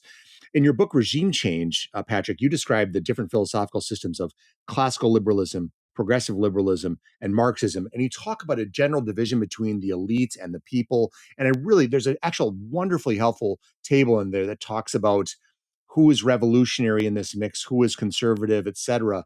But the bottom line is coming out of what the pre-existing worldviews, systems of classical liberalism, progressive liberalism, Marxism, and conservatism, you've kind of made a prediction and you said a viable post-liberal political theory will arise, one that begins with fundamentally different anthropological assumptions, not arising from a supposed state of nature or concluding with a world straddling state and market, but instead building on the fact of human relationality, sociability, and the learned ability to sacrifice one's narrow personal interest, not to abstract humanity, but for the sake of other humans. Now, this is where we're starting to talk about. I want to make sure people know when you read these books, which are extraordinarily well written, very articulate, and stimulating reads. They are not celebrating the problem. They are diagnostic of where the culture is. But there's also proposals or ideas or a sense about where things could go. And so, Patrick, could you just explain what many people have read in the news but don't quite understand what it is? What is post-liberalism, and what is kind of a common good conservatism? Mhm. Yeah, I'm sort of shocked by how this word has now been launched, supposedly by the nefarious brain of Patrick Deneen and some others as the future regime of the world. The word itself it's a somewhat of older usage. It actually comes out of theological circles. It's associated with I think the Yale theologian George Lindbeck. In England, it's been adopted by people like John Milbank. John Milbank and his colleague Adrian Pabst have written a book on post-liberalism. So it has a lot of different valences. And I think the basic agreement among many of these different voices is that liberalism is a problem Mm, for all the reasons and more that we've been we've been describing, Yeah. that it doesn't comport with human reality, that it creates a reality that ultimately will militate against human nature and human flourishing. And so it- I think post liberalism is really a grab bag, a word to say, okay, what comes next? And Yeah. here, I don't think there's any one definition of that. So the word has its limitations, beginning with the fact it's just describing itself largely or conceiving itself largely as a kind of opposition to something that preceded it. And then nowadays, with an election in the offing, everyone's filling that space with whatever they think is Yeah. the scariest version of that, with which I don't recognize most of what's being written about. My own very modest view is that a post liberalism would basically begin with a fundamentally, let's just say, in the same way that liberalism began by redefining the word liberty to mean its opposite, well, post liberalism, in my understanding, would just turn the tables Mm. and would begin by redefining the term according to its original understanding. Now, that's a relatively compact claim, which turns out to be a massive and enormous problem Yeah. and a Yeah. Yeah. massive and Yeah. enormous challenge, because we have so deeply imbibed as a civilization, we've so deeply imbibed the idea that liberty means doing what I want, Yeah. that how does one begin to think or conceive of beginning to get to the point where the let's say original or renewed understanding of that term in its original sense would reach the tipping point. I'm not saying that there aren't people walking around. There are people walking around who have that original view, but it would reach a tipping point where one would Mm. begin to do precisely what we were just talking about, how to begin to revive and reshape and renew a civilization, which it seems to me would require that redefinition, that and redefinition of liberty according to its original understanding. And particularly given that we live in a civilization that's been ordered to that modern definition. And Yeah. so that has a powerful shaping effect on everyone's understanding of what liberty is. I mean, let's just begin with technology, right? How do we begin to think about shaping a world in which we view our technology through the lens of that pre-modern understanding of liberty? Mm. Mm. So can I see my cell phone? Can I look at the internet and say, this is where I can exercise virtue? and Right. and right. I mean, already we see the challenge and the difficulty. We have these technologies that have been developed in this modern context of what freedom is, and have no clear idea, and no clear interest even in beginning to articulate what would be the way in which we can use these technologies that would reflect a certain kind of virtue and self-discipline and self-government, when these technologies inherently, in some ways you could say, undermine those very kinds of teachings, Yeah. which these are not neutral technologies, I think. So I say that post-liberalism would begin with one very simple step, but of course that simple step is enormous Yeah. in what it would require, demand, and necessitate. But here I think we can take some hope in seeing precisely the recognition that where modern liberalism has brought us is, among a growing number of people, they are recognizing that that's an unsustainable path. Mm. And it is especially those people that have children. It's especially parents who are raising their children into this world today. More and more are recognizing that the kind of world that they want their children to grow up in requires them to reject key elements of the Yeah. world. Yeah. And so notice how many people, you mentioned the Benedict option, how many parents today, a growing number of parents, are seeking out educational institutions or educational forms that don't conform to Yeah. these deep modern assumptions. And it's the kind of the outburst and the growth of classical education. In South Bend, we have just a number of schools that have been formed by local members of the community, parents who just don't see any of the existing institutions. Even our Catholic schools, I'm sad to say, have modeled themselves too closely Right. on the secular institutions. So they've created alternate schools, and I think they're forcing Catholic schools to up their games Yeah. in a good sense, that to conform more closely to the Catholic teaching. So I think, in this sense, these outbursts are having a good effect on at least some of our dioceses on the Catholic schools. But notice the I think the ultimate unsustainability of this Benedict option is that it is going to be very it's going to be very challenging and ultimately only very partially successful if over a long period of time families of certain dispositions see themselves as educating their children in a sense against the world, Yeah. right? That their main job is holding the world at bay and holding the anti-culture at bay. I mean, the aim has to be of moving to a tipping point where families no longer think that they have to educate their children against the world as a whole or at large, but in which I'm 60 years old, and I'm not saying things were great in the coming out of the 60s and the 70s, but there was enough of a remnant Yeah. of a culture where my parents, I think, didn't feel that they were being irresponsible by releasing me into the world. Yeah. Yeah. By allowing me to go out and play with friends and be relatively unsupervised after school during the day. That there was enough of a sense that we live in a civilization and we live in a culture where that the world outside of the front door of our home will not be one that will contradict what I'm teaching, but Yeah. will, to a significant extent, reinforce what I'm teaching. And that's what we should really aspire to, is one in which outside of the front door, the street and the neighborhood and the community and the churches and maybe even the nation as a whole, is parents can be confident that what I'm teaching at home is being reinforced rather than Yeah. undermined. And so we're going to, I think, for the generation of parents who are raising their kids to be contrary to the world, I think there's going to be a lot of heartbreak. Hmm. And I think there's going to be a lot of heartbreak because I've seen too often students who are sort of sequestered from the world, but want to be in the world. And that's a good and healthy human response. They want to be in the world, and they recognize pretty quickly that there's a gap between what they were taught to do and taught to be and what they're required to do and be to succeed in the world. Yeah. And there are going to be a lot of those children growing up who are going to do what they need to do to succeed in the world.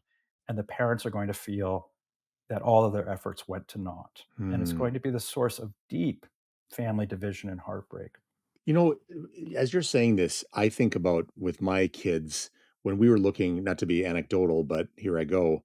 We were looking for Catholic schools in our area. There are a number of different Catholic schools, but some have basically lost their Catholic identity and have effectively become prep schools and to some extent Catholic schools in name only. Yeah, I used to teach at Georgetown. I know of what you Well, yeah, speak. yeah.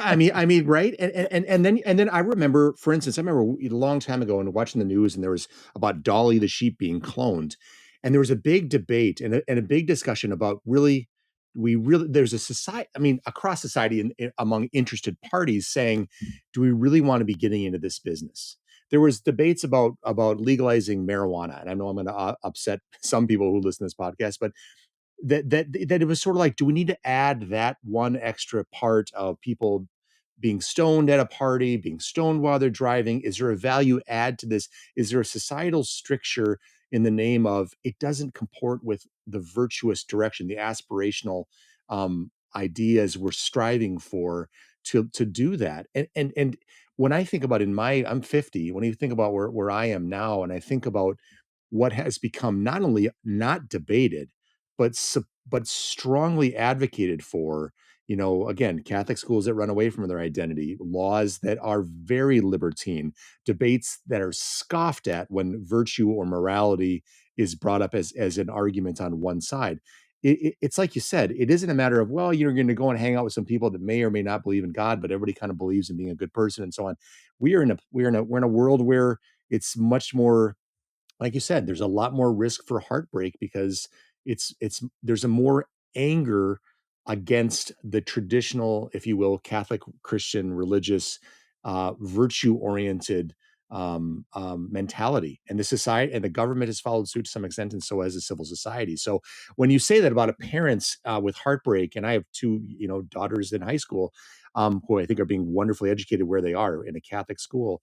But it does make you say, my gosh, I'm willing to spend more money than I really want to go to a school that really, for the kid to go to a school that really champions true Catholic virtues and values and so on. So this is really resonating. I'm not trying to get us back into the heartbreak field. You've told me let's wander, let's try to wander into the brighter sunny uplands.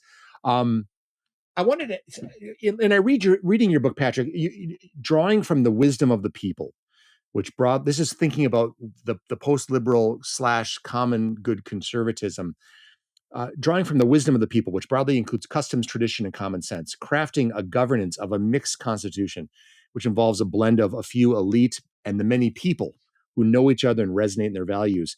Common good conservatism, which you write about, reminds me a little bit of what Pope Francis said early in his pontificate about priests being shepherds who smell like the sheep. And so I want to ask you, and there may be obvious answers to this, but why does understanding, empathy, and common customs across the class divide between the elite and the masses, why do they matter so much in common good conservatism? So to go back to the that little segment we talked about Aquinas and custom, one of the things that Aquinas emphasizes is that in a society that's rich in custom, well settled custom, that a good political leader will be very deferential to that Mm, custom, right? So a political leader, we can think of a leader who might come in and say, I know things much better than the average Joe, right? I'm well educated. I went to Harvard or the medieval version of that, and I've studied the latest social science findings, and these customs are backwards, and they're ignorant. Kind of take the John Stuart Mill, that's the source of despotism. And so you can imagine, and here I'm describing, what we now think of as what progressivism is. You can imagine political leaders who are extremely hostile to existing sort of customary ways of life, who regard, to quote, for example, President Obama, who regard people who cling to their Bibles and their guns as a backward kind of yeah, people, who we need to sort of understand. They're afraid of the modern world. They're clinging to these backward things. Understand where they are, but we'll get them corrected mm, at some point in the near future. So it's a kind of condescension toward the ordinary folk and yeah, their folk ways and their everyday common ordinary beliefs. But one can imagine a political leader that, and it arises from a world in which those customs are sources of stability and order. They're long-standing. To use the kind of Burkean understanding of custom or tradition in the sense, they are long-standing in significant part because they work. So there's a kind of Darwinian, almost sort of selection of traditions. mm, What works over a long period of time. This is not to say that there can't be alterations and modifications and reforms of existing traditions. There's no tradition that doesn't alter over time. yeah, The great John Henry Cardinal Newman wrote beautifully about how a tradition can change while remaining true to itself, and that's his description of what Catholicism really fundamentally is a tradition that's constantly renewing and finding new ways of expressing itself without departing from the essence and truth of itself. mm, So, mm, so it's recognizable in all times and places, even where there are going to be different emphases. So, when I speak of the need for a kind of elite, a leadership class, and in the first instance, every society is going to have an elite, every society is going to have a leadership class. One of the questions we should begin to do to answer, to evaluate that leadership class is what is the leadership's class view of the ordinary people, of yeah, the kind of regular folk, and to the kind of customary way of life that those people have developed over time. And I think it's fair to say, and I would be willing to bring all kinds of evidence to this, that there's a high degree of antipathy mm, in today's elite leadership class toward the kind of ordinary citizen of America, Europe, most of the liberal democracies, that the kind of, especially the waters in which the elite swim today, and the elite universities, in which I've been a professor at three of them, Princeton, Georgetown, and Notre Dame, there's a very strong sense that we, the enlightened, need to hold at bay the kind of dangerous, backward, recidivist view of the unwashed masses. Hmm. And so, if we begin with that basic evaluation, we have a real problem in our civilization, which is an elite that really does see itself as in some ways standing contrary to and needing to correct the backwardness of sort of the ordinary person. Now, in a kind of in a healthy society, there will be a kind of and this is what I argue in this book, Regime Change. There will be a kind of constant interplay and correction between these two elements of society, Hmm. not working against each other, but in a sense, bringing the best qualities of each that each enjoys to correct the worst qualities to which each is prone, Yeah. so that the elites in any society are going to enjoy certain kinds of benefits and opportunities. They're going to have more leisure and more opportunity for education and more culture. They're going to enjoy Hmm. higher culture. They're going to be more likely to attend the symphony as opposed to, the mosh pit. They are going to be elevated in their tastes and have the potential of elevating their society. But they also have the potential of precisely what I was describing, of seeing themselves as better than and separate from and elite to, and therefore being justified in oppressing Hmm. the ordinary people.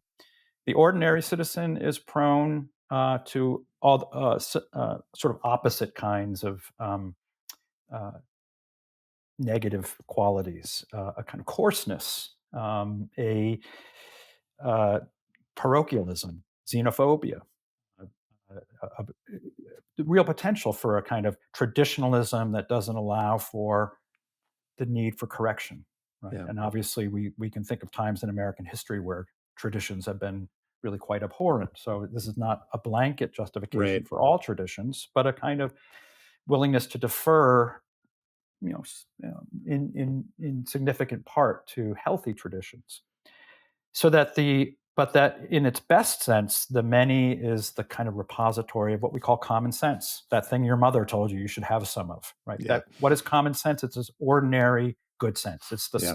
this it's being in communication with the stuff of the world that the elites generally don't have to do, right? Don't stick your finger in an electric outlet, right? This is common sense, just stuff we know because we've Yep. been there. We've learned how the world works, and we have a good sense not to mess around with things we ought not to, and to do things in a way that they should be done.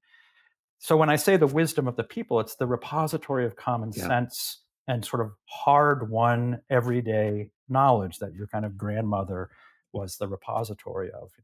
Can and prepare, do canning, prepare for the lean seasons. My grandmother Yeah. used to be a great canner because she had lived through some lean seasons, and so she was always. I would always remember her in the kitchen, with the tomatoes and the fruit and everything. She would be canning. This was at a time when there were lots of canned foods on the supermarket shelves, but she wouldn't let anything go to waste. So there was a Yeah. kind of a way of living in the world that reflected the conditions of ordinary people. And I would say right now, if we were to evaluate what's the condition of our elite and what's the condition of our populace, we see more of the vices to which each is prone and fewer Hmm. of the virtues. Hmm. And this is in significant part because they are in some ways making each other worse.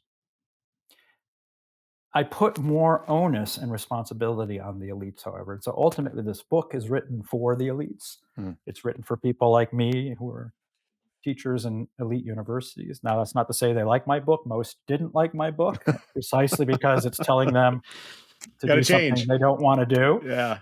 But the response from the quieter response from a lot of people has been extremely positive, because people see that we have this untenable and unsustainable division in our society today, and that it is much more the responsibility of elites, given their position, their power, their status, their wealth, their leisure, and so forth, to work to repair that division. It's the problem, and here we get back to original sin, is that Yeah. when people act on behalf of their own interest and are able to shroud it in the language of disinterest, which Yeah. is really what our elites do today. They're Yeah.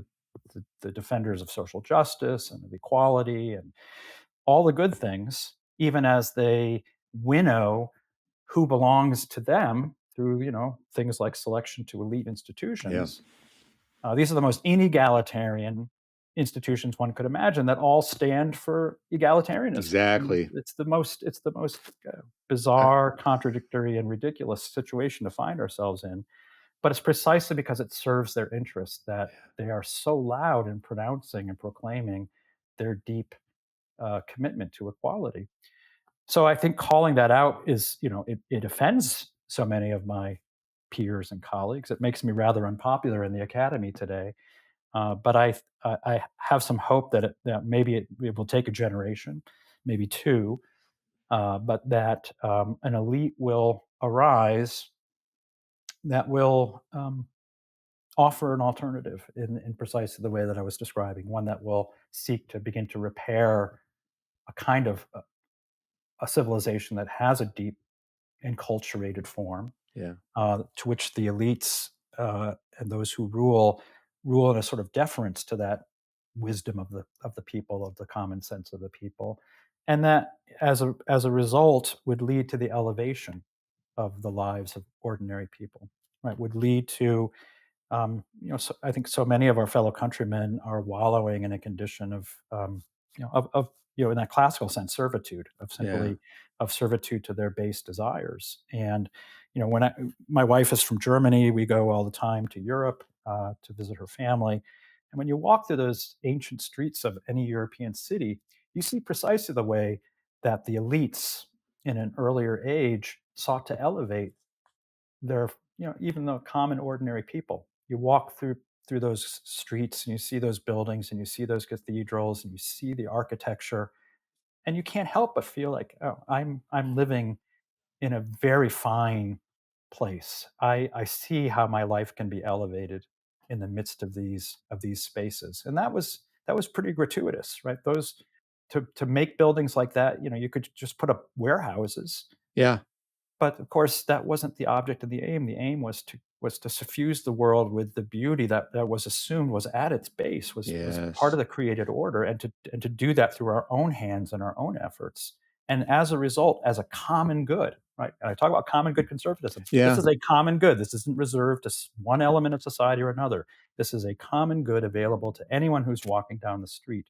That's what a kind of common good, I'm calling it conservatism, that which conserves a tradition Mm. seeks to do.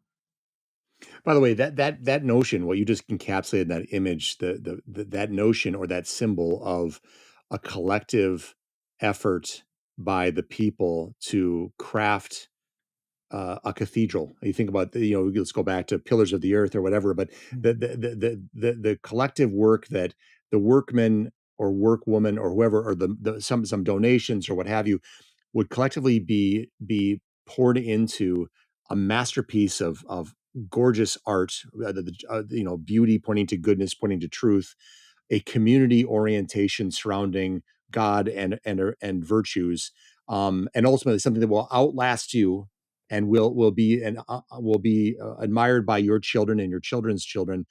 It's a little bit of that. That seems to be somewhat of a symbolic kind of parallel of what you're seeing in a return to the original definition of liberty, the self-restraining for the sake of greater virtue, and so on. It's an incredible image. You thrust me into the Cologne Cathedral for a minute there, and Yeah, it was a good place to be.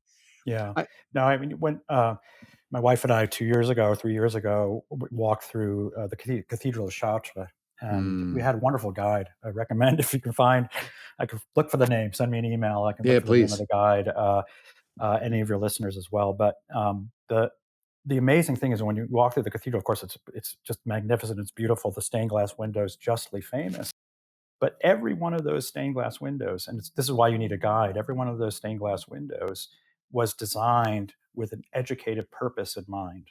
So it Hmm. combined various of the parts of the Bible, usually some portion of the Old Testament, the New Testament, maybe some of the letters, but it combined various stories and elements and figures in the Bible and combined them in such a way that each of those windows, it isn't just that it's beautiful, each of them seeks to teach a lesson. Each of them seeks to show us something, a deep truth that we ought to know. And Yes. understanding human nature, right? That when people are sitting in church, occasionally, I hate to say this, and I hope Father Bishop Barron doesn't hear this, but occasionally people's attention wanders. Yeah. And you just kind of, your eyes start to look around. And what would you light on? You would light on those windows, and you Mm. would suddenly be, in a sense, seeing a sermon. You might Yes. be phasing out of the sermon Yes. in the front of the church, but you would be seeing a sermon in those Yes. windows. So it's not just the beauty. Of course, they are magnificently beautiful, but it was a beauty with a purpose and an end of cultivating virtue and that Yes. ancient form of liberty. Patrick, you've been unbelievably generous with your time. So I promise we're winding down with one or two more questions. People are going to say, "What does this practically look like?" And your book is not a policy white paper, but you offer an array of ideas to form kind of a mixed constitution between the elite and the masses, ranging from ideas like smaller congressional districts to national service movements, from increased liberal education in high schools to the promotion of trades in society, from mandatory domestic manufacturing in sectors like medicine and energy to a concerted effort to understand and celebrate the Christian roots of Western civilization. The list goes on and is quite comprehensive. But you've already alluded to it throughout our conversation here. It's hard not to wonder, how do we achieve this? How do you achieve this?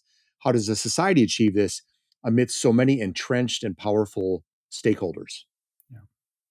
Well, I mean, as I indicated a few minutes ago, it's a daunting. One has Yeah. to recognize how daunting a task it is, and I'll offer two answers, both of which will seem maybe entirely implausible. And the first of them is that when figures like John Locke and figures, the architects of modern liberalism, were writing, they were facing a time of fairly entrenched, a kind of old aristocracy.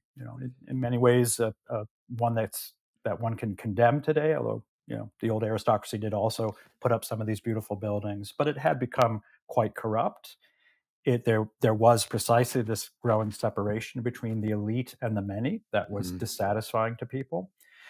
They launched these ideas then in a context in which, if they had had a version of the podcast like this in their own time, they might have been asked precisely this question: how can you hope mhm. to change things? Yeah, yeah, And so the first thing is that they would have probably said, well, the times are a changing, yeah, but it probably will still take a very long time. yeah. And it did. It took hundreds and hundreds of years for those ideas really to fully manifest themselves. Centuries had to go by. So the human, the experimental petri dish of politics is Mhm. not one which you can just generally turn a switch and say, okay, we're going to try something Right. else. It has its own trajectory, it has its own traditions. But one encouragement for us is that the tradition that I'm talking about is not something that's foreign to our own way of life. It's in fact within human memory that this understanding of liberty was still operative. And it may not have been dominant. It may not have been the dominant understanding, but it was operative certainly in those people who were regular attenders of mass and church Mm, and mm. synagogue. In so much of their daily lives, that classical Christian biblical understanding of liberty was reinforced. And Yeah. there was a kind of, you could say, a time in which both were operative and people had to hold these two ideas in their heads, and kind of one has won out. But it's not as if we're asking to invent the wheel from nothing. We actually have a lot of those resources still available to us, Yeah. including even in our own country, places of some extraordinarily beautiful architecture. College campuses are often great repositories of that tradition in our own midst. So I think maybe the recognizing the daunting nature of this, we have to recognize that each of us in our own way has to make the case, if we are interested in doing so and we believe it to be true, make the case right now, recognizing, like the builder of the cathedral, we may not live to see its completion. Right. And in the fullest sense, its completion will never be achieved in this world. I have the blessing of teaching young people, and I see lots of signs of hope, because you know young people today are there. Many of them are not buying sort of what is being sold. They're not buying either the left's version of reality or the right's version of reality, and they're saying there has to be another way. They're hungry for alternative answers, and those people are going to be running the show in 30 years, 25, 30 years. Yeah. And so I think there's a real possibility of some shift. It's not going to be overnight transformation, but the beginnings of a shift that might, I hope, will resemble something along the lines of what I'm describing. But beyond that, there's the miraculous. That's the second thing I have to offer, which is we just don't know. We simply don't know when the miraculous will shine forth. And Yeah. it's happened. It's happened in the history of the world. Of course, it happened with the incarnation. Nobody was walking around saying, "Gosh, when Yeah. are things? How can things get better than Yeah. this Roman Empire? Things are never going to change." And suddenly, this man God is born, and things changed. So it of course that took a long time too, but Yeah. and nevertheless, the miraculous can always break forth in our world. And as Christians, I just that's something I can never discount, and for which I always hope. Two last questions. Wait, that you said was two questions ago. You're just giving me more material, but I promise it's going to be a wrap-up question at All the right. end. I wanted to read. This is at the end of regime change. I wanted to read this description you have of Jean Francois. I don't know if it's Millet or Millet, the Angelus. It'd be Uh, Malay, yeah. Malay, which weaves for those inclined to faith and sanctity in everyday life, the image of ora et labora, work, prayer and work. And I just want to read this, what you wrote. You said a recent republication of Daniel Liu's classic book wisely chose for its cover the painting The Angelus by Jean-Francois Millet. The painting portrays what appears to be a husband and a wife reciting the Angelus prayer, a prayer commemorating the Annunciation when the angel Gabriel announces to Mary that she will bear the Messiah, likely around dusk at 6 p.m. They seem to be simple farmers, but at this moment, all the farming implements and potatoes have been dropped and lie scattered at their feet as they pray together. Rising above the horizon in the distance, we can discern a church tower, distant but presumably near enough that the couple can hear its bells. It is a picture of simple but profound piety, and it captures a culture that points us beyond commerce and individual desire towards a wider and transcendent horizon. And again, in reading this in a book called Regime Change, this people should not listen to this and saying what Patrick Deneen is advocating for is a theocratic state where it's everybody. This is about the dignity of the life of a family, engaging in meaningful and dignified work that serves the common good, but that are deeply wedded to a culture that is rooted in faith, that is a culture that is rooted in virtue, a culture that is rooted in joy, but also sacrifice for the generation to come and the society at large, all embodied in that picture. And it's a lovely embodiment to my way of thinking as I come to the close of our conversation, but also of this book, of a certain vision of where we could go, um, if we rethink the way we're doing things. Is that a fair assessment? Yeah, so it's actually right. It's the conclusion of the book, and it's in particular the conclusion of the practical recommendations, with which some of which you alluded to, and it's in some ways these are, I mean, almost all these are themselves, you know with varying degrees implausible Yeah. recommendations, or difficult to see how they would be implemented in today's political world. But again, this was merely to sort of intended to jar people, and sort of, let's think differently about when Yeah. we think about public policy. Let's just get out of the ruts. It's not about whether it's 18% tax rate or 19.5 tax rate. It's what's the kind of broad organizing principle of our civilization. And if that broad organizing principle is one in which, as we've been describing, there's a kind of spirit of cooperation and mutual support between those who run the society and those who are the society, then you're going to have one in which you want to have the mixing of these classes. It really is the emphasis at the end of this book. How do Mhm. we practically mix people who now largely are entirely separate from each other? Yeah. They live lives geographically separated, and their experiences are absolutely distinct. There's so little interaction between those who govern and those who are governed in our society today in ways that I think are almost unrecognizable to those who Mm. grow up, in a world in which we just didn't have this kind of sorting of the classes that we have today. And so I end the book by appeal to that painting, but also to the book that you mentioned, the book by Danielu, which that painting served as the cover in a recent republication. The book is called Prayer as a Political Problem, and I Mm. recommend it to your listeners. It's a beautiful little book, it's a short book, and he begins by essentially saying, in what way would we understand prayer in some ways to be political? We think of prayer Mm. as almost the opposite of politics. It's what one does when one's not thinking about politics, or what one's doing when one's not engaged in politics. But he says prayer is a political problem because prayer, it turns out, it has a kind of public dimension to it, and it's always had a public dimension to it, right? Since time immemorial, like public figures will say prayers, right? Thanksgiving itself Yeah. is a was instituted as a kind of prayer, a prayer of thanks for the blessings that we have as a nation. And notice what it is: it's a time of pause. Yeah. It's a day off. It's a day when our entire society is organized on that one weekend to allow for families to come together, and often families that are widely separate from each other, and to engage in this prayer of thanksgiving. And what Daniel Liu is stressing is that prayer is a political problem because the more our society is organized around work and being busy Mm.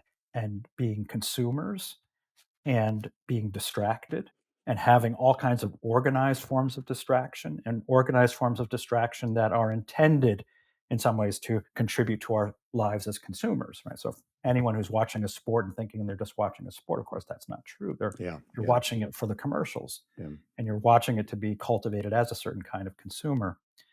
So Daniel Lu said we are living in a society in which prayer is going to become more and more difficult, in which this opportunity to be grateful for our blessings and to acknowledge a creator and to acknowledge ourselves as created and to see the world in that way is going to become more and more limited to a very small set of people. Mm. And he says the monks, he has this great passage where he says the monks understand that if you want to be engaged in a life of prayer, you have to organize an entire way of life around it.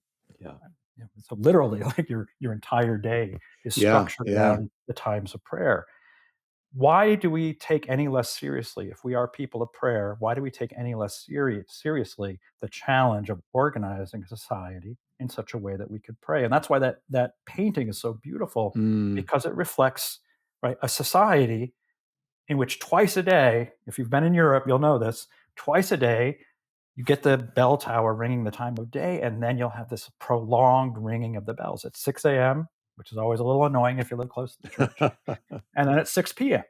And why is that? Because that's when you say the Angelus prayer, Mm. right? That's when Mm. you recite the prayer about the incarnation.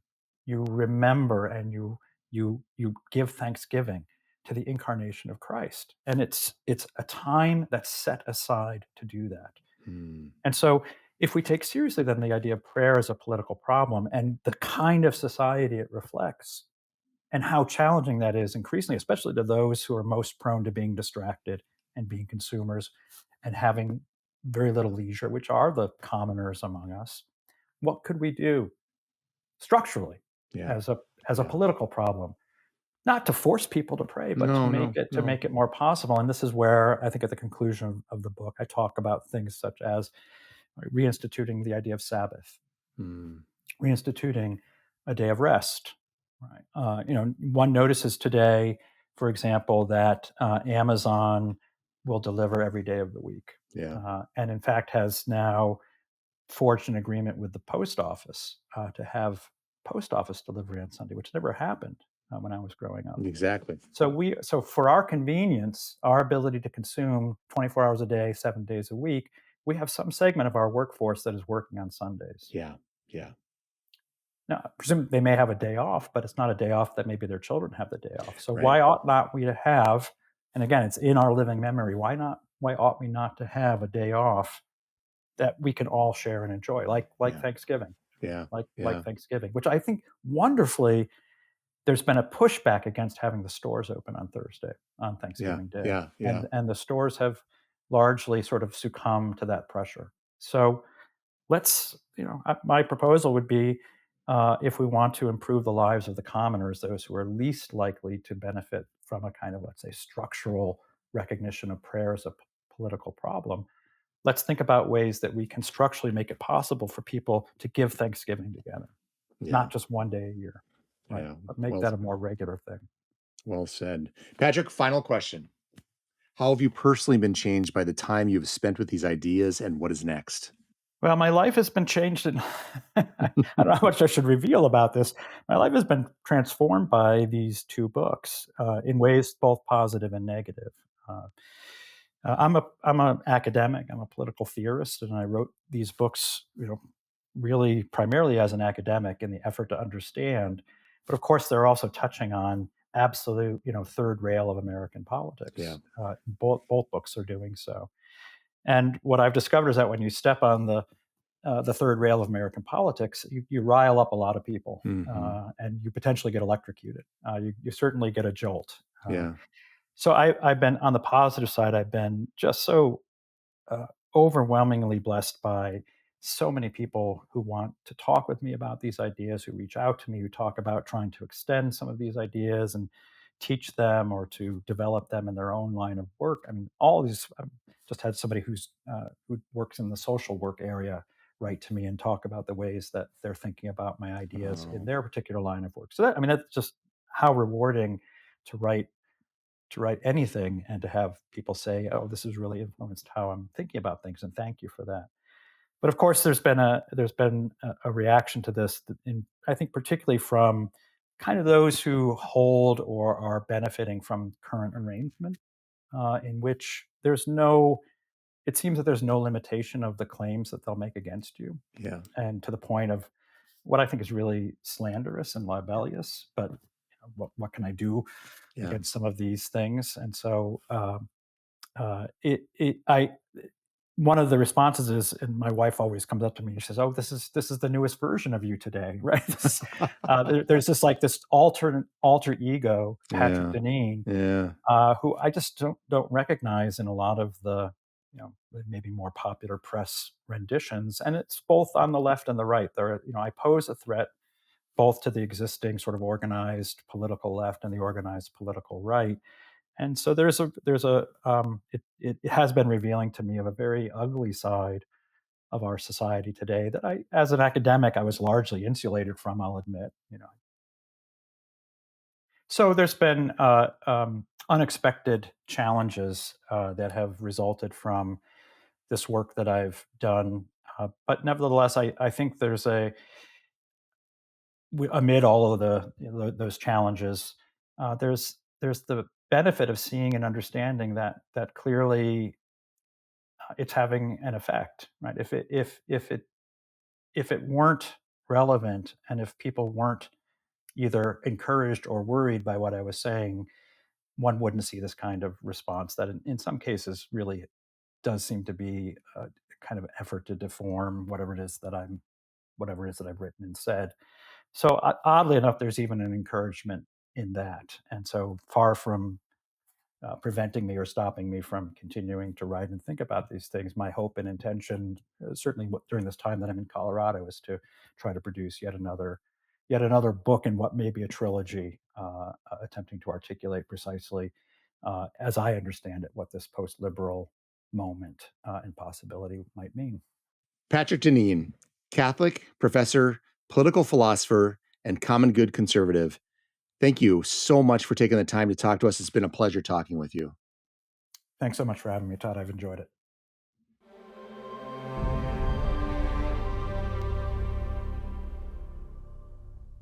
So I've been thinking. I'm still digesting the wide ranging and deep plunging conversation that I shared with Patrick Deneen. Why Liberalism Failed and Regime Change are ambitious works that consider the fascinating philosophical underpinnings of our liberal democracy, the deviations we have taken from our anticipated path, and the means by which we might safely, conscientiously, and morally correct our course. To be sure, anyone who wrestles honestly with big moral, philosophical, and political questions is bound to have significant supporters as well as detractors. Patrick Deneen is no exception, and it was a delight to talk with him. Reflecting upon our conversation, there are two thoughts in particular that haunted me. The first involves the seismically changing definition of liberty from pre-modern to modern. A pre-modern sense of liberty contends that we are broken individuals, saddled with ill-constrained appetites and self-serving habits. Curiously quick to vice and slow to virtue, we live in a sort of slavery to our darker selves. We are blown about by the winds of our troubled temptations and baser impulses. However, we crave a deeper freedom. And to be truly free, to gain our greatest liberty as defined by the pre-modern mind, we must restrain our worst selves and strive towards the sunny uplands of virtue.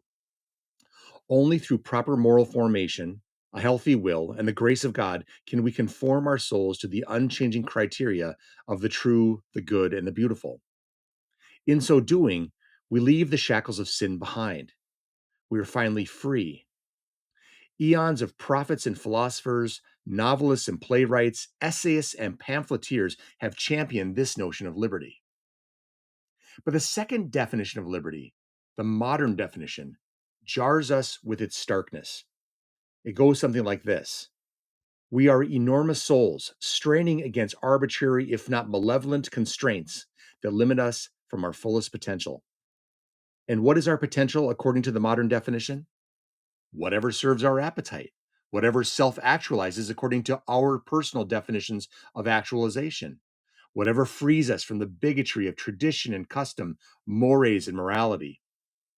Liberty, according to this second definition, is an untethered spasm of delicious, untrammeled will. It is unnerving how the same word liberty can have such diametrically opposed definitions. And it is alarming to consider the cultural and spiritual consequences that come when the first definition devolves decadently into the second.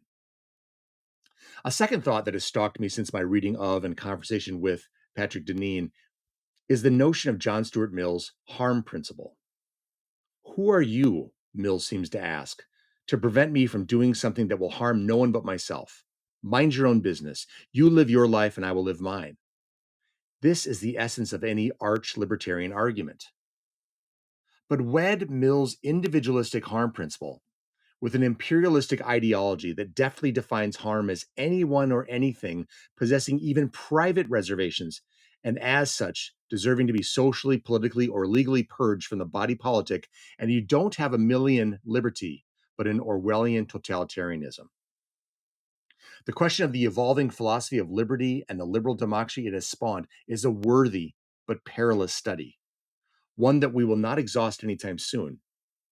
As we look at who we are today and how we arrived, we would do well to wrestle with the perspectives of Patrick Deneen and consider our best way forward. And one last thing. Of course, be sure to read Patrick Deneen's probing works, Why Liberalism Failed and Regime Change, but also return to Plato's Republic, one of the original masterpieces of how society works or could work. We must remember that when people scoffed that, quote, the dead writers are remote from us because we know so much more than they did, close quote, T.S. Eliot brightly retorted, quote, precisely, and they are that which we know, close quote. Read Plato's classic and familiarize yourself with profound ideas that have relevance even today. Thank you once again for joining me on the Evangelization Culture Podcast. I'm Tod Worner, and until we meet again, keep bringing Christ to a hungry culture.